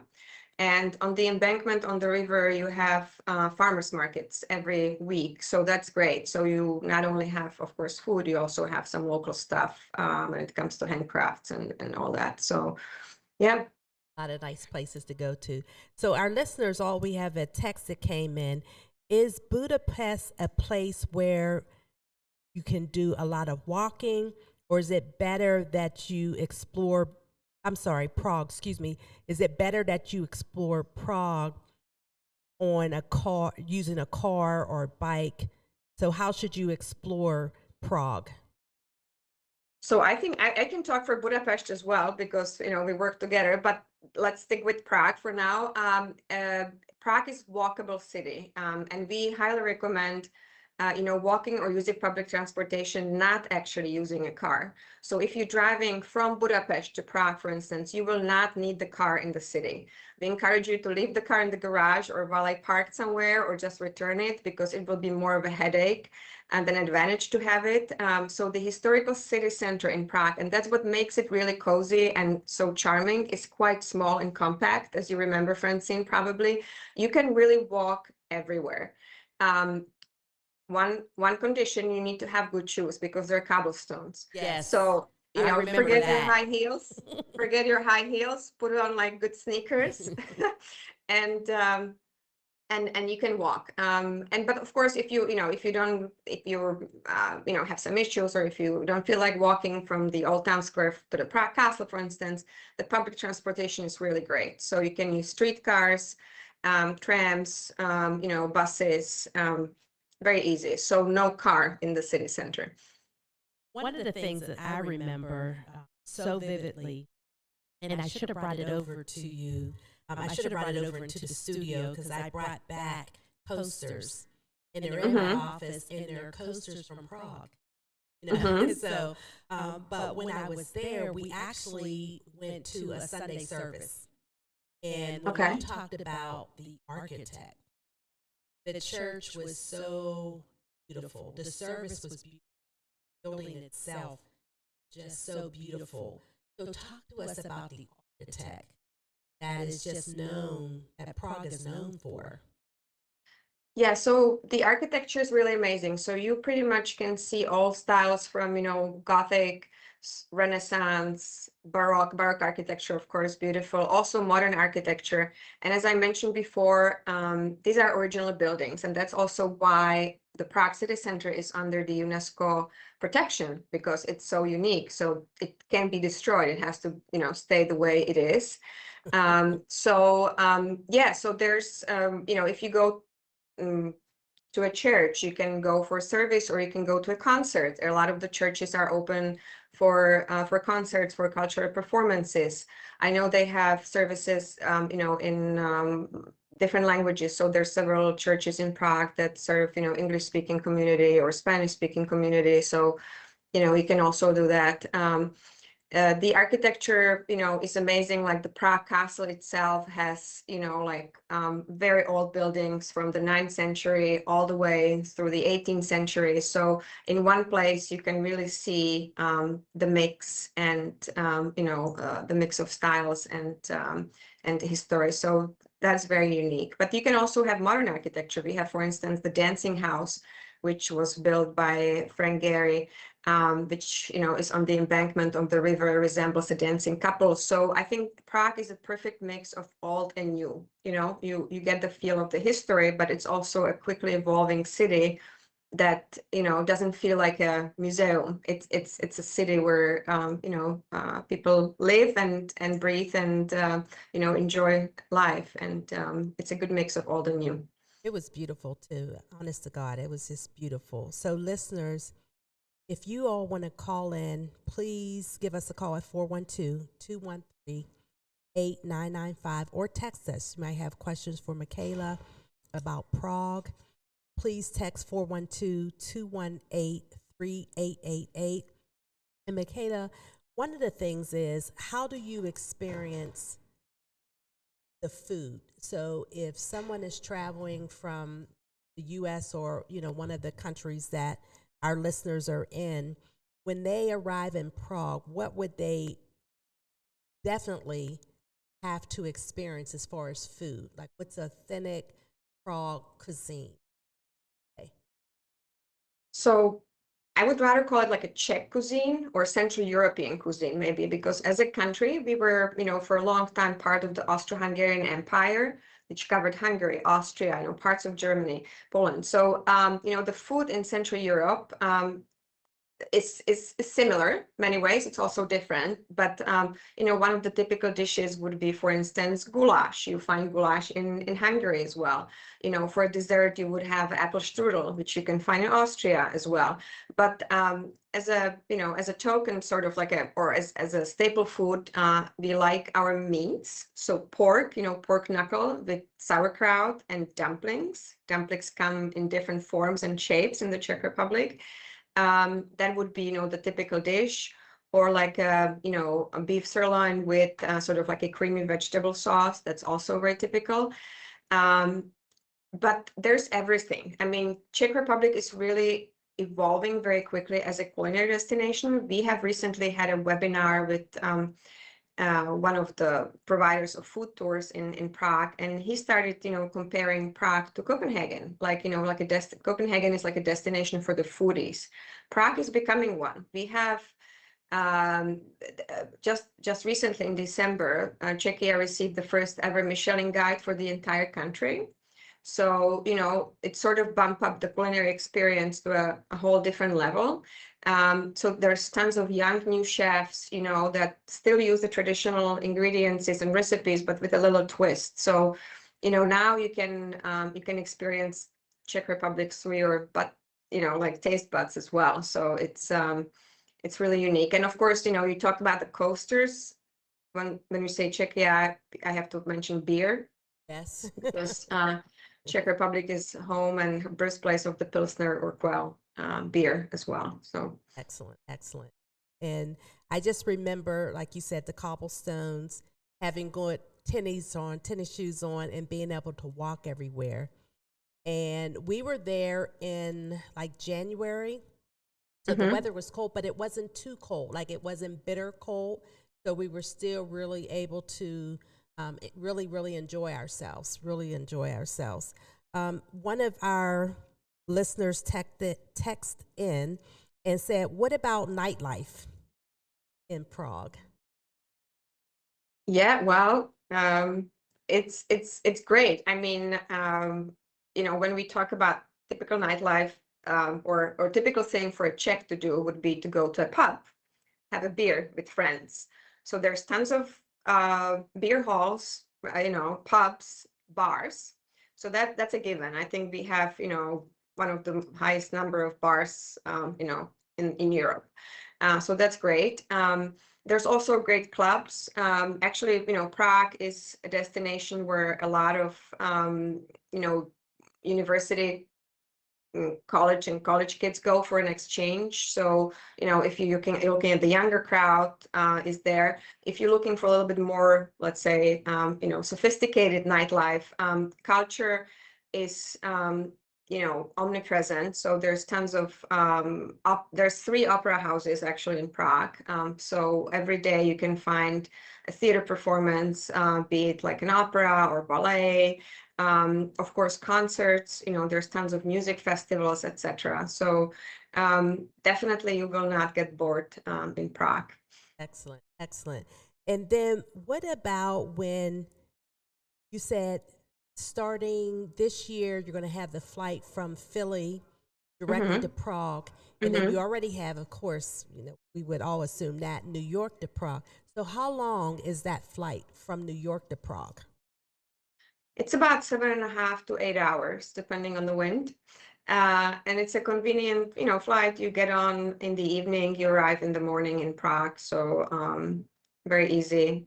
It's a summer, it's a seasonal flight. So those are daily flights, usually from like mid-May through the end of October. So bear in mind that this is during the season. That's the direct flight. Off season, you can fly with any major airline with like a layover in Europe anywhere. So, when I fly off season and there's no direct flight, I very often fly through Amsterdam or Germany, or it's very easy. It's really convenient. Yeah. And what's the time difference? So right 6 now, hours. 6 hours? They're 6 hours ahead. Yes. And that's always something you have to be mindful too, right? Because after you've flown, sometimes you're tired, and you got to figure out what activity you want to do when you get to Prague. You might want to do something a little bit slower so you can wrap your head around that you're 6 hours ahead.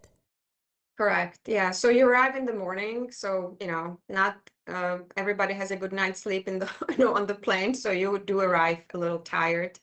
You have to bear in mind also that you might not be able to check in right away to the hotel. So, but, again, there's great places to have brunch, for instance. So you can just head, for a nice brunch, little walk, and then check in, sleep it off, and hit the streets in the evening, maybe. Very nice. And do have your tennis shoes, even if that's a new Right. trend. That's a new trend anyway now. People will be nice and dressed up and they'll have tennis shoes or, some type of shoe that's not a heel. One last question for you before we take a break. Because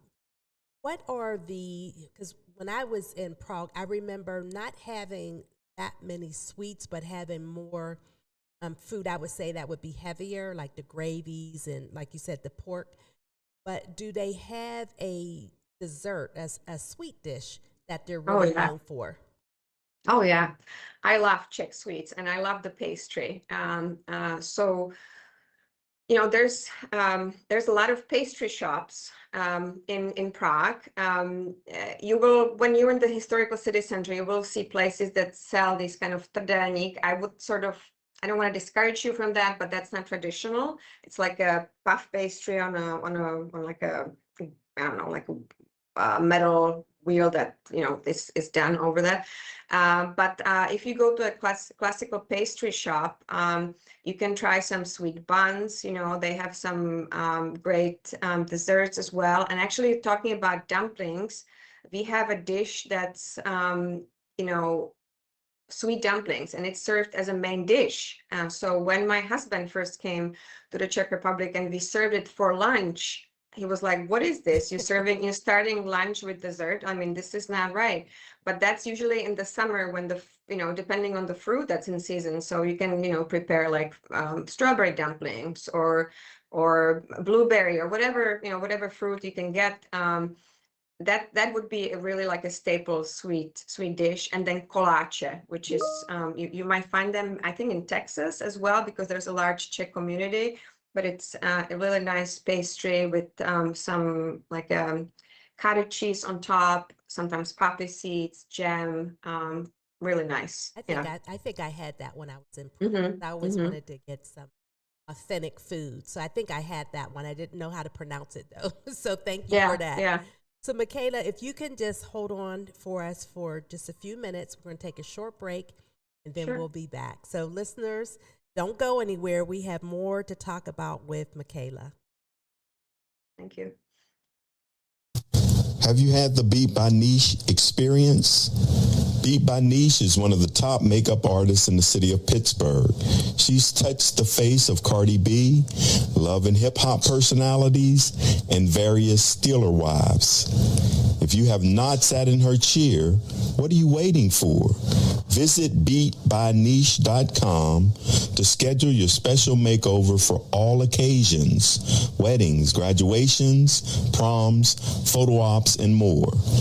Visit beatbyniche.com and experience the touch of excellence.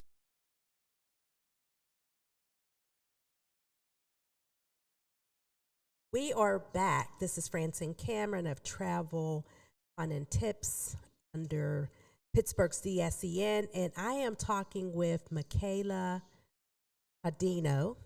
Hopefully I'm pronouncing that's correct. So Michaela is the director of Czech Tourism, USA and Canada. So Michaela, thank you so much for joining us. One of the things I wanted to make sure that we did not miss. So if someone is trying to plan their trip to Prague, what should they do? Is there a website they should go to? Should they call your office in New York? Like, how should they get the best information about vacationing in Prague? Yeah, so they can definitely visit our website as a resource for information. It's visitczechia.com. So there's plenty of information, what to do, where to go, how to book certain things, what experiences they might be interested in.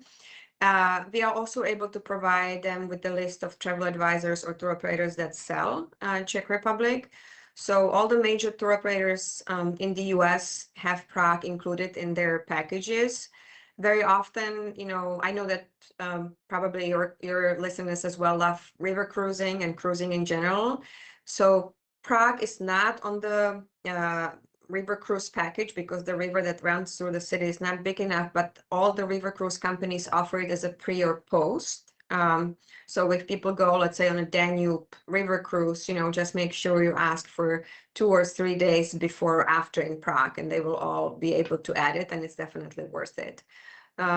So yeah, go to the website, and you can also, of course, call or email our office for more information. Excellent. Michaela, again, apologize for the technology difficulties we had in the earlier before you came on, but thank you so much for coming on. I hope to go back to Prague. Like I said, I had a fantastic experience from the walking, the authentic cobblestone walkways, the architect, the food.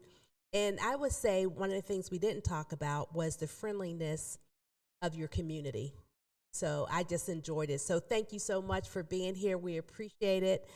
Please continue to stay on. Don't be a stranger. Now we consider you as a friend. So thank you so much for being here. Enjoy the rest of your weekend. Thank you so much. And if I may add just one more thing, if you don't mind.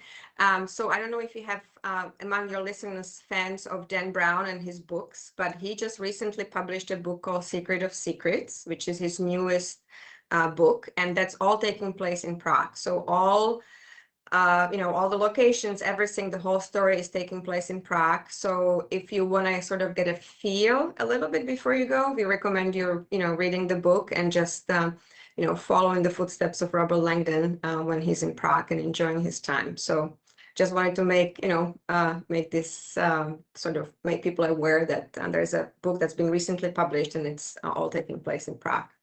Thank you so much for that. That's why we have the experts on, because you know far more than we do. And thank you for that. I appreciate it. And enjoy your day. Thank you, Michaela, so much for being with us. Thank you so much for having me. And thank you for your interest in my country and in the destination. Thank you. Take care. Bye. Thank you. Bye-bye. Bye. Looking for a cost-effective way to help increase your company's bottom line? Look no further than Soul Pit Media. With our award-winning print, internet, podcast, and Soul Pit television options, we can help your business get to that next level.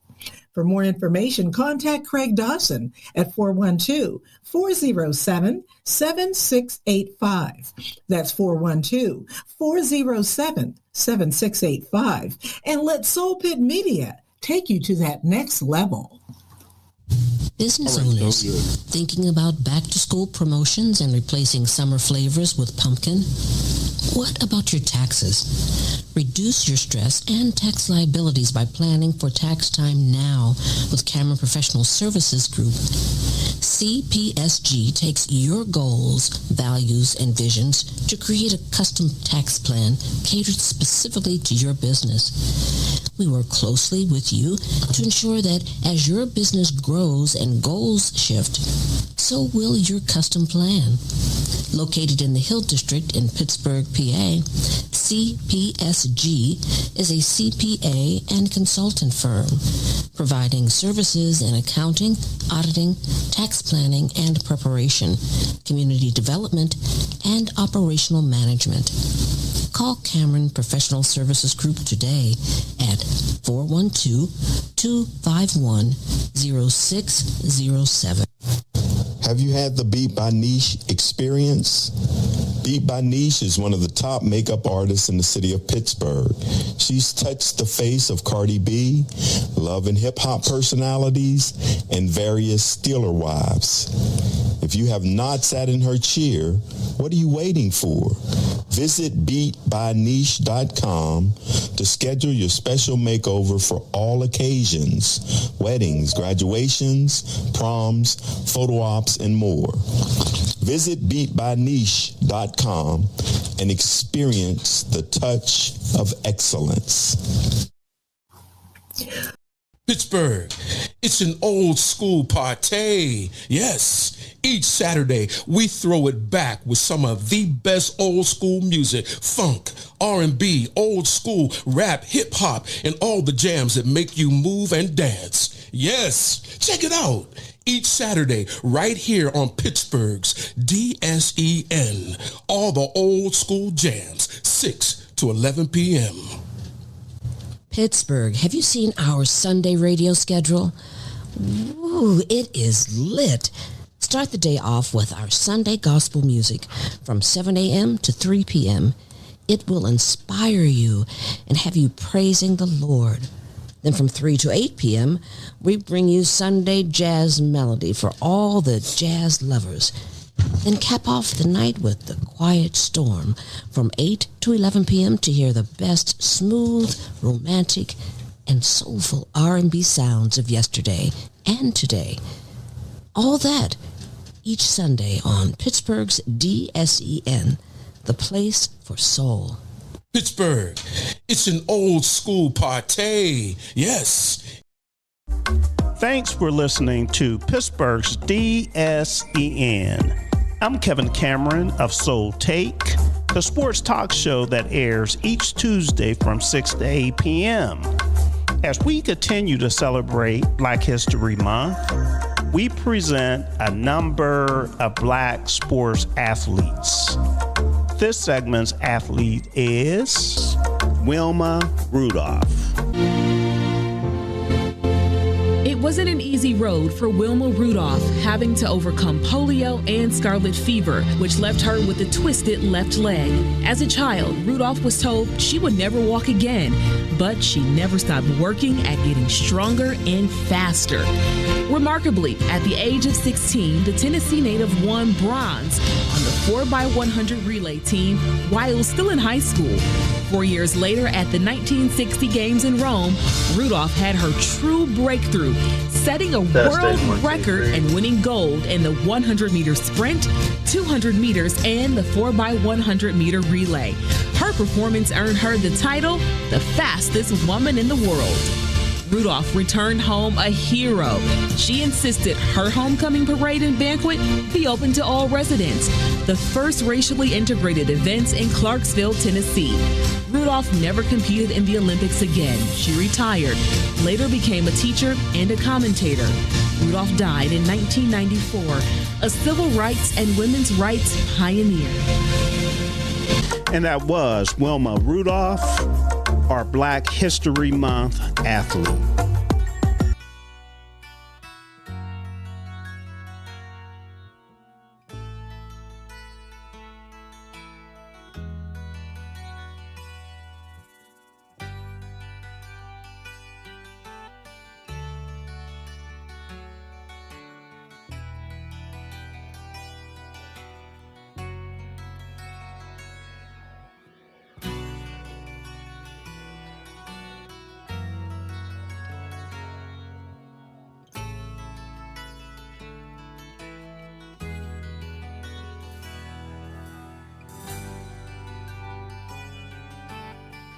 Hello, listeners. This is Francine Cameron of Pittsburgh's DSEN Travel Fun and Tips, and we are running over, so I apologize. We had a little bit technical difficulties during our last segment. However, we have Mr. Matt Doyle, General Manager of Lake Shasta Caverns, and Matt is actually in California, right, Matt? Correct. That is correct. Northern California. Oh, there we go. There we go. Excellent. And from our correspondence, we found out that Matt is a Steeler fan. How'd that come about? This is very, very true. So, I grew up in Los Angeles, but my father hails from Pittsburgh. Hey. So, so of course, when he moved out here about mid-70s, by all means, I should have been a Rams or a Raiders fan, but my dad owned the TV, so we watched the Steelers. So I grew up watching the Steelers.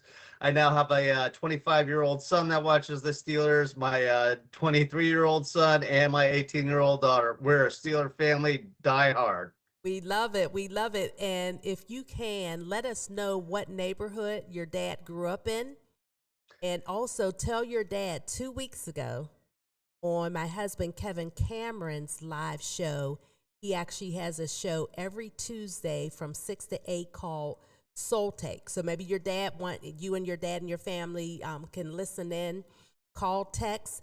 But he had Mean Joe Green on the show. Oh. Yes, I know, Matt. Mr. Mean Joe Green was on the show just 2 weeks ago. So what you can do, and this would be great for your dad as well, is go out to our YouTube channel and you can pull that broadcast up and you'll be able to hear Mr. Mean Joe Green. And it was a fantastic interview. I will definitely be looking for that. Yes, I did see the note in there that your husband did that. So I will certainly be checking that out. That's for sure. Perfect. And incidentally and ironically enough, Aaron Rodgers, who may be coming back this year, we'll see. He played high school ball just down the road from here. So the world is a village. Absolutely. Absolutely. And I don't know, do you know what neighborhood in Pittsburgh your dad grew up in by any chance? That I don't know. I believe it was somewhere up on the south side, but I'm not quite sure. So the south side tell your dad, it's really grown, and our young folks, college students, they've taken over the area. So you can get back to me about where dad grew up. But Matt, thank you so much for your patience, and thank you for coming on with us. So you are the manager or general manager of Lake Shasta, or is it Shasta, or tell me, make sure I'm pronouncing it right. It's like the old soda, Shasta. Okay. So Lake Shasta Caverns. Okay, so tell us about it. How did you end up being the general manager there? How long have you been there? And what is it all about?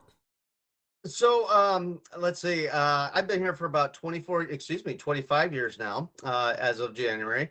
It was my first job coming out of the United States Air Force. When I started there, I was the mechanic, pretty much set up the whole vehicle maintenance fleet program, everything like that. Was called out after 9/11, disappeared for a year to assist in Operation Enduring Freedom. And when I got back, the general manager at that time had overlooked me, and he said, we want to give you a try. I'm retiring, and took it over in 2003, been the GM ever since, and absolutely love it. It's one of the best places I've ever worked. Excellent. Thank you for your service. And my husband, Kevin, he was actually in the Army 13 years. So thank both of you guys for your service. Thank you. So for Lake Shasta Caverns, so we're looking at the beautiful pictures online, and for some of our listeners that might not be on YouTube, but they definitely need to go to the website. How was this all created? The pictures are just beautiful. So roughly about 250 million years ago is when this whole process started. And recently, it's not just a tourist attraction, but we actually do have a lot of scientific studies going on there, climatology, even the geology. So within the past couple of years, even the genesis of how we thought the cave came to light is changing. So it did start 250 million years ago at the bottom of pretty much a Jurassic Sea. And it's where all the limestone, the Dead Sea fossils, they started collecting, creating limestone. Because we're in California next to that wonderful San Andreas fault that gives us a lot of moving and shaking over here. Plate tectonics that has pushed this up. So instead of being underneath the sea now, where the cavern entrance is roughly about 2,000 feet above sea level. And it's an absolute gorgeous. In 2012, we were dedicated by the National Park Service as a national natural landmark. There's fewer than 600 across the entire United States. We were number 593. And it's primarily the National Natural Landmark is just it's an example of a geographic feature within a region that there's nothing better than it. It's the best that you have. And it is very unique cavern in the fact that we have 32 different variety of speleothem or cave formations like stalactites, stalagmites, and a number of others. But it really gives a lot of people some unique opportunities to explore what Mother Nature's like. I mean, we see the forest, we see the lakes, the trees, all that. But to get underground and really see the majesty of what Mother Nature could do, it's absolutely stunning. Now you say it was under sea level and now it's above. So do you get the natural light, or as you explore the caves, it's still really dark and you guys have to put in like kind of artificial light so that you can see the cavern? So within 5 feet of the either cavern entrance or the exit, it's completely dark without our lights. Now, last year, we were the second cave in the United States to have this done, right behind Natural Bridge Caverns outside of San Antonio. But we had a German company called Cave Lighting, and they've lit caves all over Europe, literally all around the world. But we're the second cave in the United States. It's a state-of-the-art LED system, lower voltage, so our energy consumption is down. It's better for the bats. It kills what we call lamp flora, which was introduced back into the 70s through artificial incandescent lighting. So now it inhibits that growth. So it's not only better for the cave, but it gives a true immersive experience. So instead of static lighting where you just come into a room and the lights are on, you come into a room and they'll fade in, fade out. They'll identify certain speleothem. And when we get up to our main room, our cathedral room, we actually have an interpretive light and sound show. So no language in there because we do have a lot of international travels. People from all around the world come and visit here. And with that nonverbal interpretive light and sound show, they get a real good history of the formation of the cave, the discovery of the cave, formation of the cave, and what it looks like into the future. So it's pretty wonderful. Excellent. So listeners, if you have some questions for Matt, please give us a call, 412-213-8995, or you can text. So Matt, we do have a lot of folks to text in, 412-218-3888. So Matt, if someone is thinking about coming to Lake Shasta, how should they plan their trip? Well, the first thing, I mean, there's tons of activity in the area. Not only general manager of Lake Shasta Caverns, but I'm the vice president of Upstate California, which encompasses the marketing of 9 counties in Northern California. So, I mean, we are an outdoor recreational paradise. Anything you want to do recreation-wise, we have it up here. So the biggest thing you have to figure out is what type of lodging, what do you want to stay at? Is it your typical Airbnb, VRBO, or do you want to get a lodging on Shasta Lake where you have beautiful lake scenes? Some of those places have courtesy docks. Or we are the houseboating capital of the world. So rent a houseboat for a week, come out and see 400 miles of shoreline. While you're on the lake, you get to come see the caverns, enjoy your water activities, whatever they might be, skiing, wakeboarding, fishing, kayaking, or just sipping on a little champagne on the back of a boat and watching the sunset.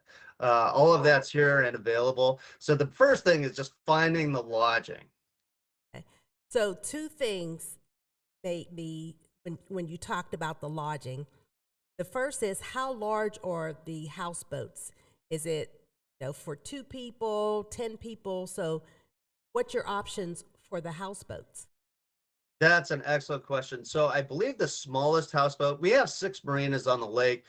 Each marina offers a little bit different amenities towards the others. I think the smallest houseboat will sleep about 10 to 12. The larger houseboat, which is the Titan at Jones Valley, can sleep up to 22. And honestly, that boat is like a floating suite. Everything from digital satellite TV, flying bridge, wet bar on the top, a water slide that goes to the deck, a fireplace, you name it, it's got it. Wow. So our listeners always want to know, Matt, what does it look like to travel to Lake Shasta on a budget? What does that look like? Because the last houseboat that you actually talked about, that might not be on their budget, but you never know, because our listeners are all over the world and my budget is going to be different than somebody else's, right? So what does that look like traveling to your area on a budget? Traveling's not bad, but first I want to comment on the houseboat. The houseboats are really not that expensive. When you break it down to a person-to-person cost, like if you're going to a hotel, the cost range is not that different. The best part is you get to move your hotel room wherever you want on the lake. Very nice. Very nice. As far as budget on traveling, last year we're excited that Reading Airport, which is roughly about 20 miles south of Shasta Caverns, last year we opened a regional from our regional airport to Denver. So all you have to do is get a flight from Pittsburgh to Denver, Denver to Reading, and it's so much it's far less expensive and a much quicker trip than we previously had. I've been out to Pittsburgh a number of times, and it's taken six to 8 hours sometimes. So considering layovers, this and that. So I think we're cutting that down to closer to about 5 to 6 hours now. Very nice, very nice. And then something you kind of slid in there, but I'm going to bring it back up. You talked about the bats. So yes, most people think about bats as being scary, but they're not, right? No, they're not. As a matter of fact, they're Mother Nature's pesticide. They're cute. They're the bats that we have. They're pretty cute. They're only about maybe the size of a cell phone, if that. And they're very good for the environment. They eat about their body weight, 1.5 times their body weight of mosquitoes. So that's the pesticide right there. They don't bother people. They don't carry any diseases more than, say, a squirrel or a raccoon, possum, anything like that. They just look a little freaky sometimes. They're upside down, right?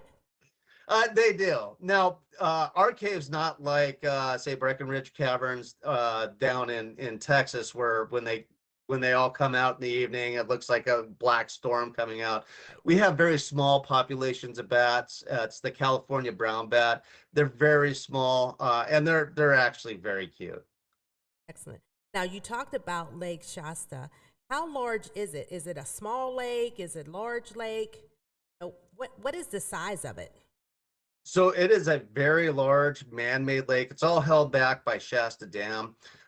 In comparison, Lake Tahoe, which is very popular, a lot of people have been to Tahoe, that is 72 miles in perimeter. Shasta Lake's over 400 miles. Hi. So even being the houseboating capital of the world, we have, I think, close to 700-800 houseboats on this lake for rent, for private use. It sounds like it would be crowded on the lake, plus you have thousands of other personal boats. But when you get out there on the lake, you can really disappear into a cove and not see anybody for a day or two if you want to, which is super nice. It's how large the lake is. It's not oval like Lake Tahoe or like multiple lakes. Because of the dam, it blocked up the river, so you have 4 major arms, and each arm's a little bit different. Some have deep valleys, very pristine, very little contact. Some you have wide bodies where you see a lot of houseboaters, others where you'll see skiing and wakeboarding. We've had Hyperlight up here for a number of years. They were doing their commercials up here. So Shasta Lake is very unique in that fact, and it is the largest man-made lake in California. Excellent, excellent. And Matt, most of our viewers will watch us on YouTube. So viewers, if you're on YouTube, please go ahead and send us a text because we're monitoring that as well. And if you have questions, we'll make sure we get them to Matt and get them answered live, right? Of course, yes. So Matt, question for you. How does a person who's going to vacation in Lake Shasta, how do you experience the unique culture of that area? I think the biggest thing, so once again, I come from Los Angeles. When I first moved up here, I had a little culture shock. It's a slower Just pace a little of living, bit, right? Just LA, a little bit, yeah. just a little. But it is most certainly a much slower pace of living. We call it lake time on Shasta Lake. You know, nobody has to get anywhere at any particular time. It's just your pace. Calm down, relax. There's even certain areas around the lake that have no cell phone service, which can freak some people out a little bit, but it's actually kind of nice being able to go, well, I can't call anybody. I might as well enjoy myself. So I think the biggest thing is really the mindset is get ready to relax. Unless you're want to get into some physical activities, once again, outdoor recreation paradise. So bring any toys you have, kayaks, and there's a whole bunch of rentals out here too. Of course, all the marinas will rent all these equipment, so you don't need to bring anything. Come out to the lake, grab a boat, and just enjoy the scenery. Plus, we have so much food, not only on Shasta Lake, but in Redding, which, like I said, is about 20 miles south of us. Any kind of food you could possibly imagine. From we have amazing Asian steakhouses, we have Americana, great Mexican food, Asian restaurants, Indian, Thai, and we just received our first Ethiopian restaurant, which I have not tried yet, but I have heard great reviews about it. Excellent, excellent. And so let me just restate this. YouTube, it's the YouTube recording that they'll actually be able to go to. But if you're on YouTube and you have questions, be able to get Matt to answer those questions. Now, what's the best time to visit Lake Shasta? What says the best time? That, it really depends on the person and what kind of activity they're doing. I would say for general public, I tell a lot of the locals March or April, well, actually anytime from March to about the beginning of May. That is the ideal time. Number one, it's off season, so you don't have to fight crowds. Travel is cheaper. Lodging is cheaper, but the best part is the lake is coming up. Once again, it's a man-made lake, so it goes up and down throughout the year, but it starts coming up. It's almost to the top at that point. You'll see an absolutely amazing greenery right now. I mean, so many shades of green within the Shasta Trinity National Forest. It's indescribable. So that's why I really like it. But if you like the heat, definitely come out Memorial Day through Labor Day. Even our winter times, our weather up here in Northern California is normally abnormal. To give you a rough idea, and it's great when people call us up at the caverns and 6 months out and ask us what the weather is going to be like. This time of year, on our shoulder seasons, our fall and spring, sometimes even during winter, we have no idea what it's going to be. Last week we were in the mid-20s. We had snow. We actually had to shut down the tours because we couldn't bring our buses up to the entrance of the cavern, so we had to shut down tours. Yesterday was 75 degrees. This morning we had a little bit of rain, and we're going to hit back up to about 78 degrees later this afternoon. The month of January, I think we averaged about 70 degrees the entire month. Wow. So you said 20s just last week. I mean, that's Pittsburgh weather. Yeah. So when you get into the valley, like near the Redding area, which is, once again, it's about 20 miles south of the caverns, just that short little distance, there is weather changes. It can be about 5 degrees cooler up on the lake side versus in the valley. If you continue on about 40 miles north, it's going to get a little bit colder. So it does swing. We're right below that snow line, but this year we did have that cold snap come through and a tremendous amount of snow. Now, this is a California saying tremendous amount of snow. That's about 3 or 4 inches. Okay, okay, yeah. So and it was melted. It was gone the next day. Yeah. So it's all relative based on where you are, because we, got 2 feet here, and it was mayhem because it was a lot of snow and it didn't go away for weeks on end. So tell your dad that, we're still getting a lot of snow. Now, in terms of, you said Northern California, a lot of times when I think of Northern California too, I think of San Francisco, right? So how far are you from San Francisco? Because the reason why I bring that up is you talk about the temperature swing. So when I was out in San Francisco the one time, I didn't have a jacket on. By the evening, I was freezing because the temperature dropped so fast. And I was on the streets of San Francisco. I was on one of the carts and holding on for dear life because I was so cold. I was so cold. So how far are you from San Francisco? Mark Twain once wrote, the coldest winter I ever had was a summer in San Francisco. So that is very true what you said. We're roughly about 3.5 hours north of Sacramento. So Californians are a lot like Texans. We don't measure in miles, we measure by time. Okay. It's Okay. just because of the distance driving. Now, technically, as a native Californian and having lived all over the state and just really 40 minutes outside of San Francisco, there's 3 sections of California. You have Southern California, which is primarily the LA area, Owens Valley, Grapevine, all that south down to the border. North of that, up to about just north of Sacramento, that's Central California. So Sacramento and San Francisco, that's the central region. You also have San Golden Diego? Valley. What's that? San Diego? San Diego's, that's just right off the border, the southern border. So that's south of LA. And then, so yeah, Sacramento, San Francisco, and the Sierra Mountains, like Tahoe, that's starting to get a bit Northern California. We're the true Northern California, 2.5 hours north of Sacramento and 2 hours south of the Oregon border. It's a massive area. Okay, excellent, excellent. And so if you plan a trip, what are the things that a person would absolutely do to say that they experience the best of Lake Shasta? Oh, that's so tough because there's so much diversity on what you could do here. The biggest thing is having your mindset on what you want to do, but research the area around you, because we have a whole bunch of hidden gems in the area, unique experiences, bucket list items that you want to visit. For example, just 40 minutes from where I sit right now, we have 3 national natural landmarks.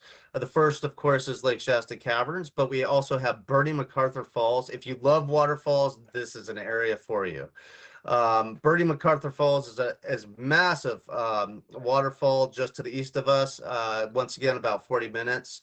Another 40 minutes north of us, we also have Mount Shasta, which is technically an active volcano. But it's a massive mountain, 14,722 feet. So a very large mountain that just sticks up. It's absolutely beautiful, hiking all over the area. So the biggest thing is trying to figure out what you want to do and how much you can pack in, whether it's hiking, relaxing. We have a number of retreats, golf courses, wineries. So there's a lot to do in here, a lot of diversity. Okay, Matt, now you're talking 2 things. Kevin, my husband, is a golfer, so you talked about golfing, and then the wine country. That would be very, very, very nice. Now, what about, so you're in Northern California, what about skiing? Would our listeners be able to, go there for skiing? Do you have some good resorts there? Yes, of course. So the most common, the most known would be Tahoe, the Tahoe area.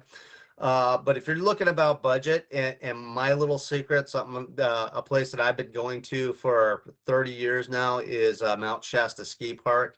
It's very inexpensive, especially comparative to Tahoe. It's the same distance. If you're driving from San Francisco, it's the same amount of time in the car to get to Tahoe as it would to Mount Shasta. Because it's not well known, there's not a lot of crowds. There's many times where I will literally ski right onto the lift. Beautiful, beautiful snow. As a matter of fact, one of the team members, the international lighting team that came for the caverns, he was from Romania, and he's been all around the world, skied everything. He absolutely loved this snow. It was a little too foggy, so he couldn't really get in all the sights, especially with the backdrop of Mount Shasta in the back. But the ski park is tremendous.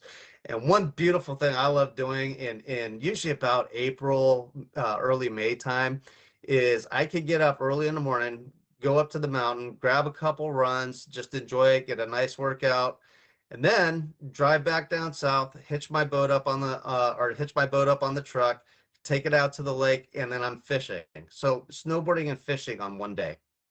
We have a friend who actually lives in the outside of the LA area.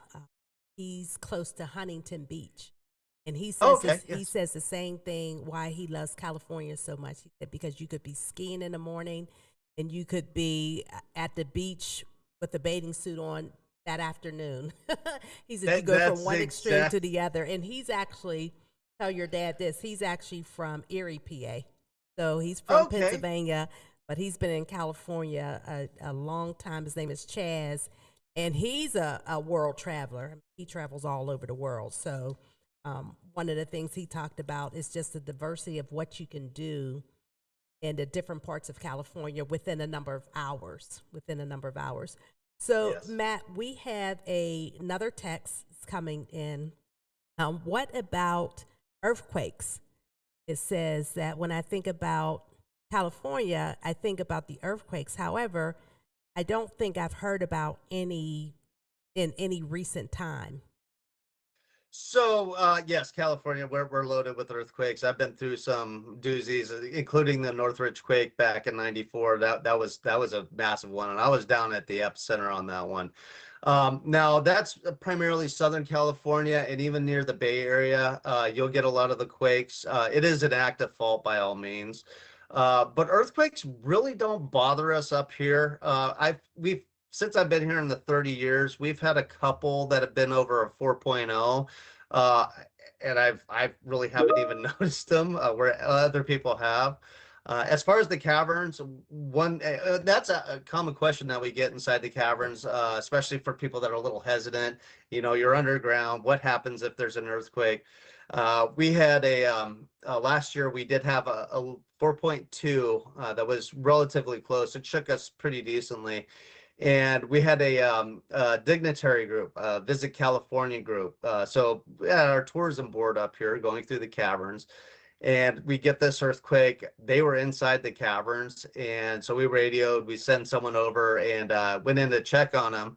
They kind of stuck in the tour. Is everything going okay? And we're like, well, yeah, it's a great tour. Did you guys feel anything? No, we're good.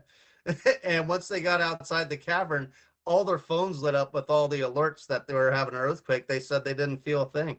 Wow, that's amazing. That's amazing. Another text, Matt, is what about if a person has a disability? Is there a way to experience the caverns if you have disability, or is there accessibility tools that can be used? So I guess maybe a wheelchair, or something, motorized wheelchair or something like that. So unfortunately, because the natural layout of the cavern, we don't have the ability for bringing wheelchairs through. Other disabilities, even breathing disabilities, we've had people that have carried tanks through the cave, but we do have about 650 stairs inside and outside of the caverns. Due to the natural terrain, there's no way that we could rearrange it because of the high humidity and the severe conditions inside the cave. There's no way we could have an electrical equipment like an escalator. So unfortunately, we don't have that. But that you bring that up, that was kind of my eating thing, was that we could send all these people through the cavern, people with disabilities, but I still wanted to offer them something. So back in 2005, I created the Lake Shasta dinner cruises. So it was the only dinner cruises on Shasta Lake. And instead of, going through the caverns, we do have a 2-hour tour of the lake, and it's a full menu. We have chicken, tri-tip, shrimp, a plethora of sides. The way I designed it, I wanted people to waddle when they get off the boat, and they do a great job of doing that. But the scenery is absolutely amazing. We do talk about the caverns as far as the extent, the importance of them, geology, history. But unfortunately, we cannot get wheelchairs through the caverns. And then 2 last questions, Matt. Text is, what about technology?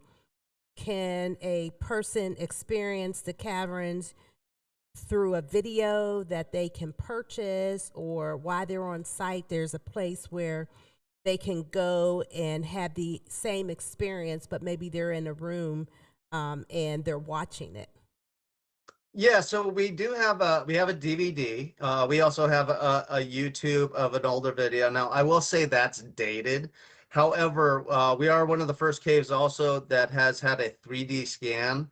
So on Matterport, that platform, we do have a scan, which is virtual reality. So if you have goggles, or you could just do it on a laptop or a computer, that's fine too. But if you have VR goggles, you could actually put those through and then kind of walk through the cave. And it's high def, 4K. I mean, it's actually pretty amazing. And that site's for free. It's off Matterport. I will have to get you that link. Okay, perfect. And then the last question, and then I'll ask you to give us all your social so that our listeners will be able to explore, Lake Shasta Caverns and start booking their vacation to come see you. I like it. So the last thing is, when you're in the cave, do you feel claustrophobic, or is it so wide open that you don't have that sense? Excellent question. That's one of the biggest things. We'll have tons of families coming up. We get about 70,000 people annually. Now we'll have a number of people that always say, well, I'm a little claustrophobic, and we do have a little lower section where they can kind of test it out. I will say that about 95% of the people say they're claustrophobic and have a concern have no issue with it. It's actually very wide open. The tunnels are very wide. It's not an issue whatsoever. We only have a couple people annually that will say, well, it was a little too much for me.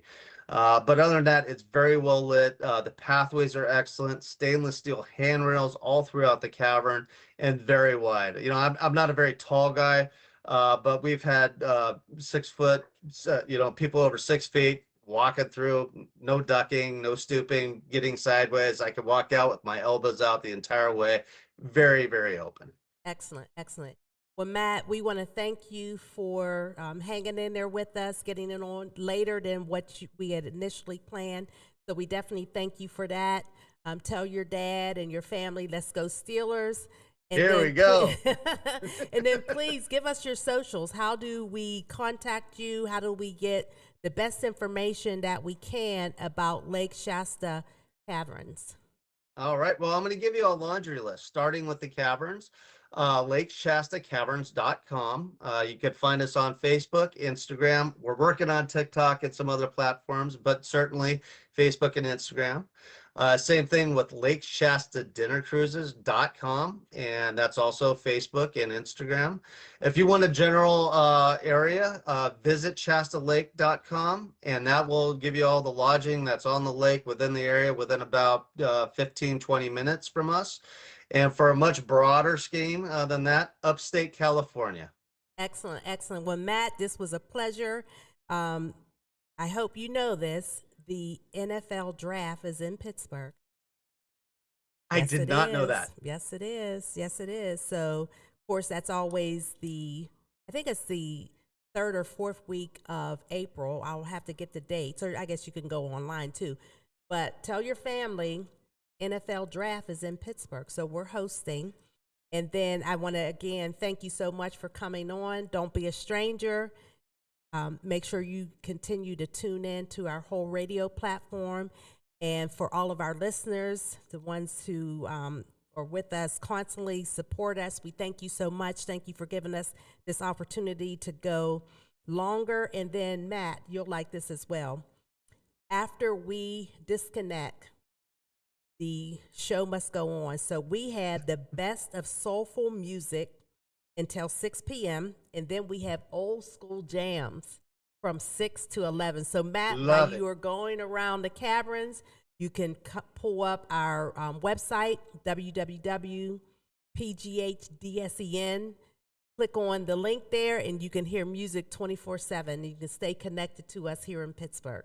So again, thank you so much for being with us. We appreciate it. Thank you, Francine. And the Yinzer crowd in Northern California says hello and have a great weekend. You too. Thank you so much. Excellent. Excellent.